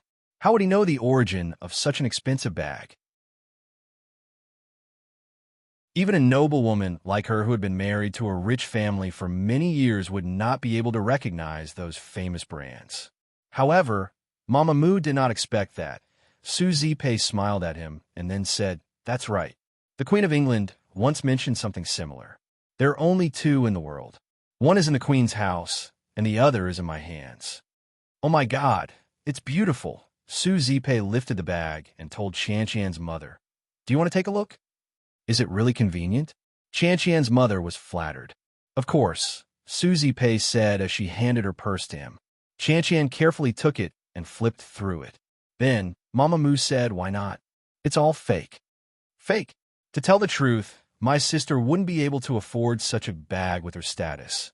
Mama Moo interrupted. Mama Moo interrupted. How could a woman who lives in the slums and who has to deal with bedbugs afford such an expensive handbag? Don't forget where you come from before you talk about me. Su Zipei retorted softly. Are you going to tell everyone that you come from the slums too? Mama Moo's face reddened at once. If you could marry into a rich family, why can't I? Su Zipei asked in return. Or do you feel uncomfortable because I'm younger and prettier than you? Mama Moo's face turned from crimson to red. Well, which rich man did you marry, Aunt Zipei? We could visit him some other day. Mu Tongxue quickly helped her mother out of the predicament. There's no need for that, since we don't know each other that well. But a few months ago, wasn't my uncle still a hooligan who owed money everywhere and never returned it? What? Do I have to ask for your opinion before I remarry?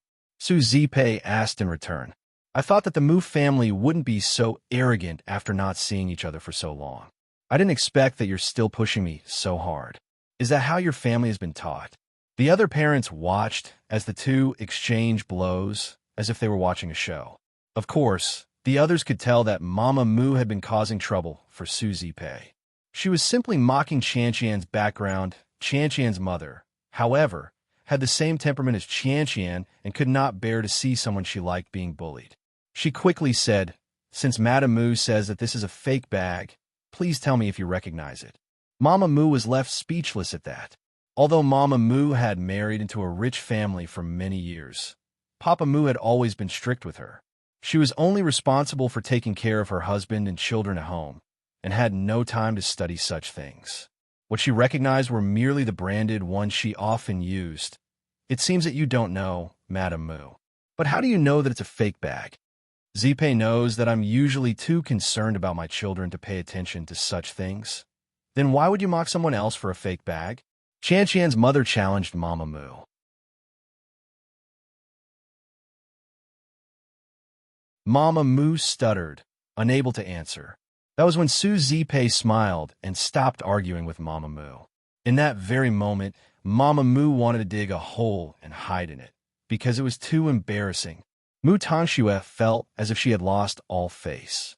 Meanwhile, Mu Qiqi looked around for Papa Moo.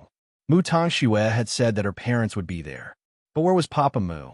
It was weird that Papa Moo would attend such an event for Mu Tongxue, but Mu Qiqi knew it very well.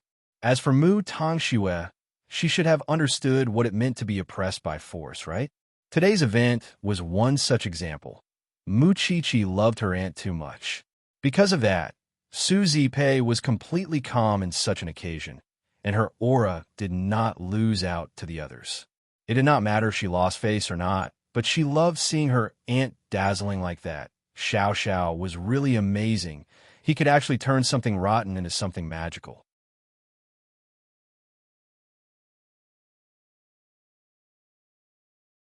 Chapter 52.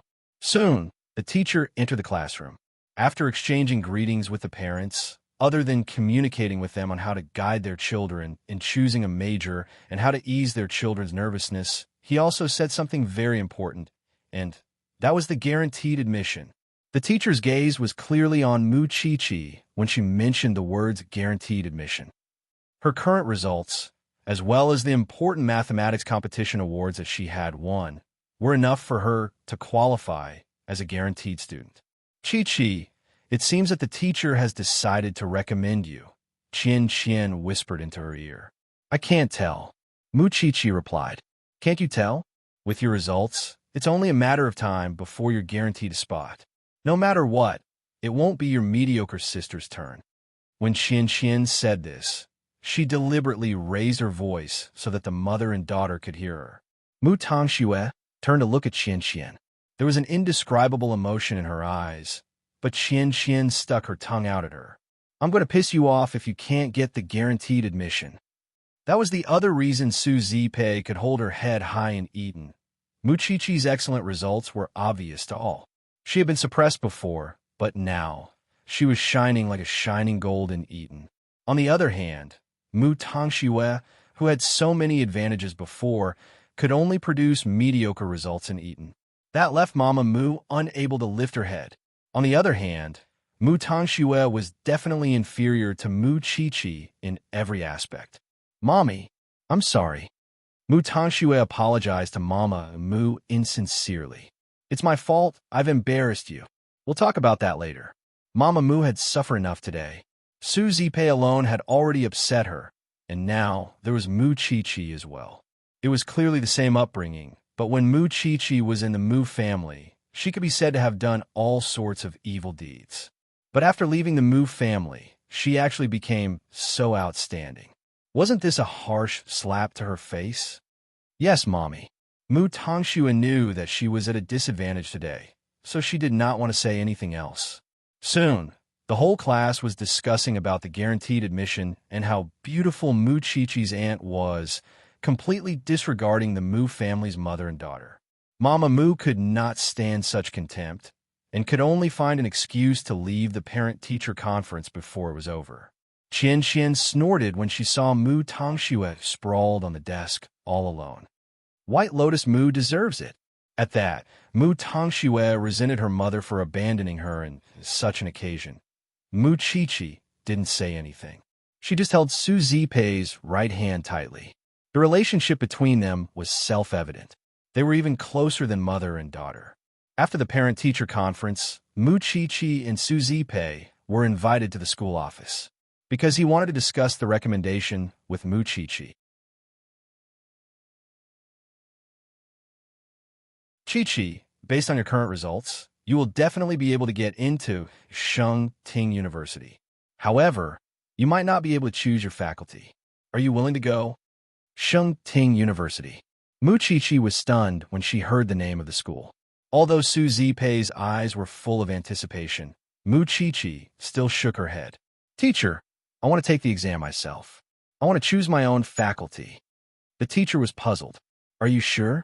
If you miss the recommendation, it might not be that safe for you to take the exam yourself. Teacher, I just want to achieve my goal through my own hard work. Mu Chi-Chi answered firmly. If you don't like Ting University, where do you want to go? It's not that I don't like Ting University. I just want to prove myself. Mu Chi-Chi corrected herself. I'm letting you down. Actually, I expected it. Since you have made up your mind, I won't force you. Good luck, Chi-Chi. Mu Chi-Chi nodded. When Sheng Xiao spent the whole night looking for the faculty for her, she had already decided to try her best to get into that faculty. So, Mu Chi-Chi did not want the recommendation. When they left the teacher's office, Su Zipei asked Mu Chi-Chi pitifully, "What if I make a mistake? Aunt Zipei, can you trust me? Moreover, this is my own life. I will try my best to plan it well." All right, Su Zipei nodded. No one noticed that Mu Tangxue was pretending to knock on the door, but was actually eavesdropping on them. Unexpectedly, Mu Chi-Chi was so confident that she wanted to get into Ting University by herself. Did she think it was that easy? No matter what, she must get the recommendation. Not only because she wanted to get into the best university, but also because it belonged to Mu Chi-Chi. No matter what, Mu Chi-Chi and Su Zipei were in the limelight in this parent-teacher conference. Mu Tangxue was even mocked by others. Qian sighed when she thought of Mu Tangxue being alone in the parent-teacher conference. I have never seen a mother like this. She threw her daughter here as a shield when she lost face. How could she do that? You're lucky that you left the Mu family. No wonder Mu Tangxue is a psychopath. No one in the Mu family is normal. She has no sense of responsibility at all. She has been like this ever since she married into the Mu family. Her husband is strict, and she has no opinions of her own. Mu Chi-Chi answered Qian. She can sacrifice her daughter for her own benefit. While Mu Tangxue isn't having a good time in the Mu family either, of course. Mu Chi-Chi thought that Mu Tangxue had to bear all the negative emotions of the family after she left the Mu family. Did Mu Tangxue think that she could become the darling of the family? Mu Chi-Chi understood everything, and the first thing she did after school in the evening was to text Xiao Xiao, telling him everything that happened in the parent-teacher conference today. I've never been so excited.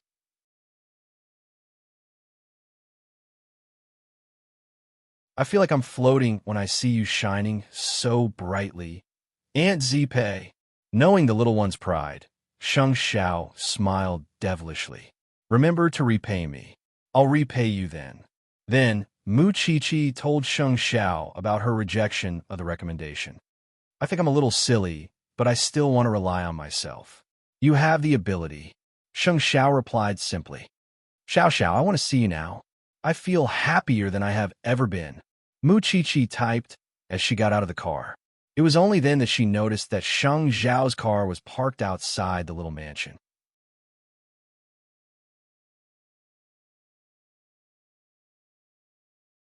Chapter 53.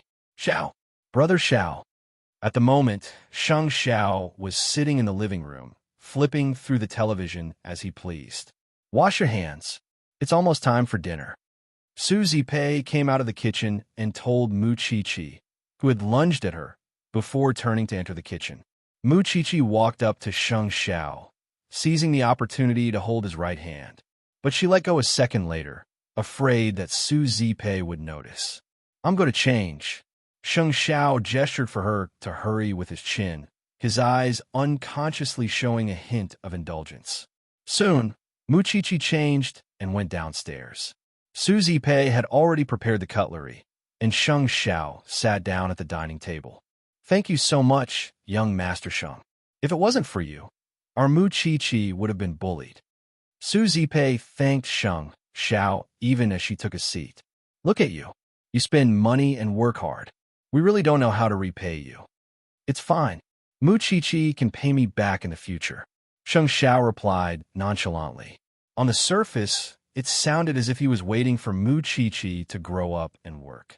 Still, only Mu Qiqi and Sheng Xiao knew the meaning behind his words. That was why Mu Qiqi blushed to hide her blush. She had to bury her head in her bowl and pretend to be hungry.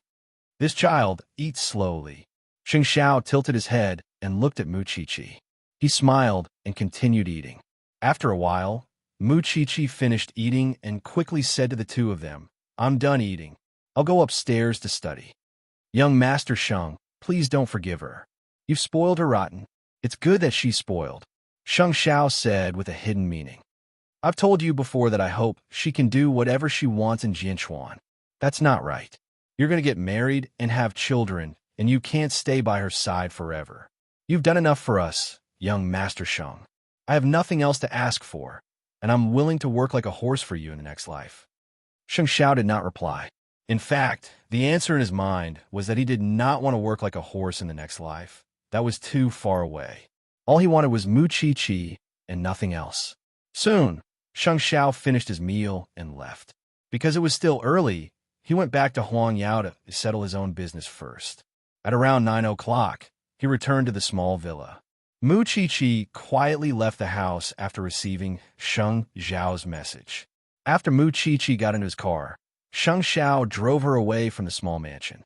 This time, the two of them did not go to an amusement park or a small forest. Instead, they went to the highest peak of Jianchuan to watch the night view. She could only sit in the car because it was too cold, but she was very excited to be able to overlook all of Jianchuan. Xiao Xiao. Sheng Xiao did not say a word. He simply carried Mu Qiqi and placed her on his thighs. Mu Qiqi sat on him and wrapped her arms around his neck. Neither of them said a word, as if they were enjoying the intimacy of the moment. Once you get into Shengting University's engineering faculty, I'll prepare a place to welcome you outside the campus, Sheng Xiao suddenly said after a while. You mean, although Mu Qiqi understood, she cannot believe it. So, she wanted to confirm it again. I won't repeat myself. Sheng Xiao was not that patient. Is that a promise to me? Mu Qiqi mustered her courage and asked Sheng Xiao, Can I take it that way? Sheng Xiao moved closer to Mu Qiqi so that she had no chance to escape. He stared into her eyes and said, Do you think you can still run away? I'm not running away. But do we have to live together in university? Sheng Xiao could not help laughing at Mu Qiqi's words. Mu Qiqi was head over heels for him. Live together? What's in your head all day? Mu Qiqi felt that she was being teased. She turned her face away and ignored Sheng Xiao. Sheng Xiao was about to let go of her, but Mu Qiqi quickly clung to him. I was wrong, all right? Xiao Xiao, I just can't believe it. I don't even dare to think about it. I want to be by your side so much, but sometimes I feel that it's a dream that's impossible to realize. You're already on the way to hell. What's there to be afraid of? Sheng Xiao asked Mu Chi-Chi teasingly. You're already bad. Do you think that the outcome would be different if you hold back? Mu Chi-Chi thought about it and nodded. You're right. The cold wind was blowing against her face. It was bone-chilling, but Sheng Xiao's kiss made Mu Chi-Chi's entire body heat up. She liked Sheng Xiao so much. She was so infatuated with him that she wouldn't have any complaints even if she had to go to hell for this moment. Soon, Sheng Xiao brought Mu Chi-Chi back to the little mansion. If anyone had noticed Mu Chi-Chi's lips, they would have known what she had done just now. However, Mu Chi-Chi was not so lucky this time. She had sneaked into the house and did not notice Su Zipei standing by the kitchen door. It was only when she went upstairs that she heard the sound of the door closing downstairs. Mu Chi-Chi's heart raced. Could Su Zipei have seen her coming out? Mu Chi-Chi quickly called Sheng Xiao. Xiao Xiao. Aunt Zipei seems to have seen me coming home. Will she find out about us? Why did you come out to meet me if you're so afraid of being found out? Xiao Xiao. Mu Chi-Chi begged Sheng Xiao softly. Sheng Xiao had no choice but to tell Mu Chi-Chi, go to sleep. I'll think of something. Mu Chi-Chi nodded. Although she was destined to have insomnia that night, she could not think of anything with her brain. Su Zipei had indeed seen Mu Chi-Chi carefully entering the house with her own eyes. She was shocked and remembered what Mu Tongxue had told her about a man who often brought Mu Chi-Chi out and bought her all sorts of things. Could Mu Chi-Chi really be hiding something from her? At that thought, Su Zipei quickly took out the diary pages from the bedside table and read through them. But she did not find anything out of the ordinary after that. Although Mu Chi-Chi mentioned a boy from time to time, it was just as Mu Chi-Chi had told Su Zipei. It was all boys in school. Still, who was Mu Chi-Chi meeting when she sneaked out just now? Sheng Xiao had just appeared in the afternoon, which was why it could not be him. Could Mu Chi-Chi really have a sugar daddy? That was impossible. Su Zipei knew that she would not be able to get anything out of Mu Chi-Chi, which was why she pretended that it never happened. Meanwhile, Mu Chi-Chi was calm the next day. Xiao Xiao had told her that she must not feel guilty even if something was exposed, or it would be the same as admitting it. Morning, Aunt Zipei. Mu Chi-Chi appeared no different from any other day when she came out of her bedroom.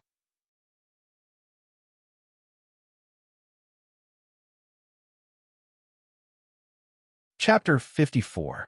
On the other hand, both Mu Tongxue and Mama Mu were keeping quiet after their embarrassment at the parent-teacher conference yesterday.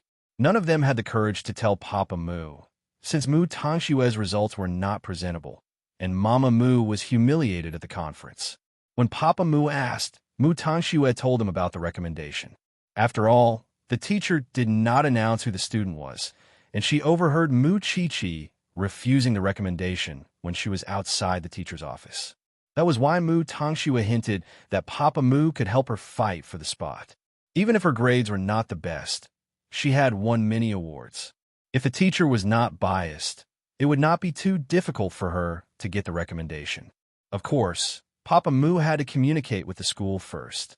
Papa Mu nodded as he sipped his coffee. I promised to go with you to the parent-teacher conference yesterday, but I broke my promise because of work. To compensate my obedient daughter, I'll definitely help you with the recommendation. It's an honor for the Mu family. Papa Mu promised Mu Tongxue himself. He even called his secretary and asked him to make sure that Mu Tongxue got the recommendation. Mu Tongxue was secretly delighted. Thanks, Dad. In fact, everyone believed that Mu Chi-Chi would be the one to be recommended. If Mu Tongxue was the one who got it, she would feel that she was stealing something that belonged to Mu Chi-Chi. No one would know that Mu Chi-Chi refused the recommendation herself. After all, Mu Chi-Chi would be scolded for being virtuous. On the other hand, after Mu Chi-Chi left the house, Su Zipei quietly entered Mu Chi-Chi's room. She rummaged through the place where girls hid their secrets, but did not find anything suspicious. However, she saw that the sapphire hair ornament and the Christmas gloves were left on the desk. She did not pick them up. Of course, she did not have any impression of those things. Could those be the gifts from that man? Su Zipei did not move. and left Mu Chi-Chi's room so that she would not notice. But Mu Chi-Chi knew very well that if Su Zipei really saw her coming home last night, she would definitely go to her room to check on her. However, Mu Chi-Chi chose not to react because Sheng Xiao had already prepared a countermeasure for her.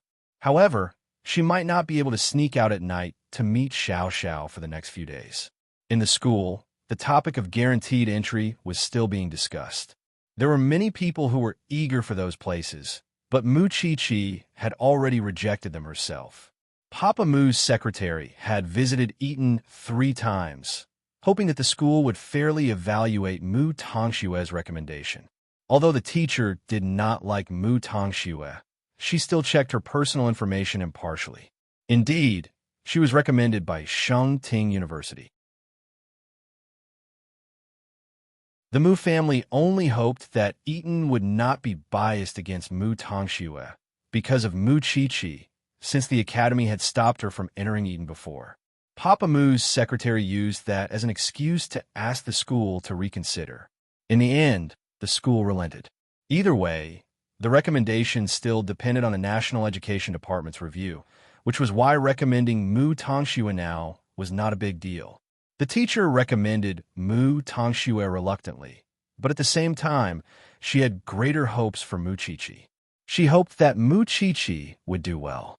As such, the teacher gave Mu Chi-Chi a heads up, and Mu Tongxue was already on the list of recommended spots. Mu Chi-Chi was uncomfortable, but she was the one who rejected it, and she had no right to be upset. Moreover, Su Zipei noticed her going out last night, which left Mu Chi-Chi depressed. She did not know if she could see Xiao Xiao that night.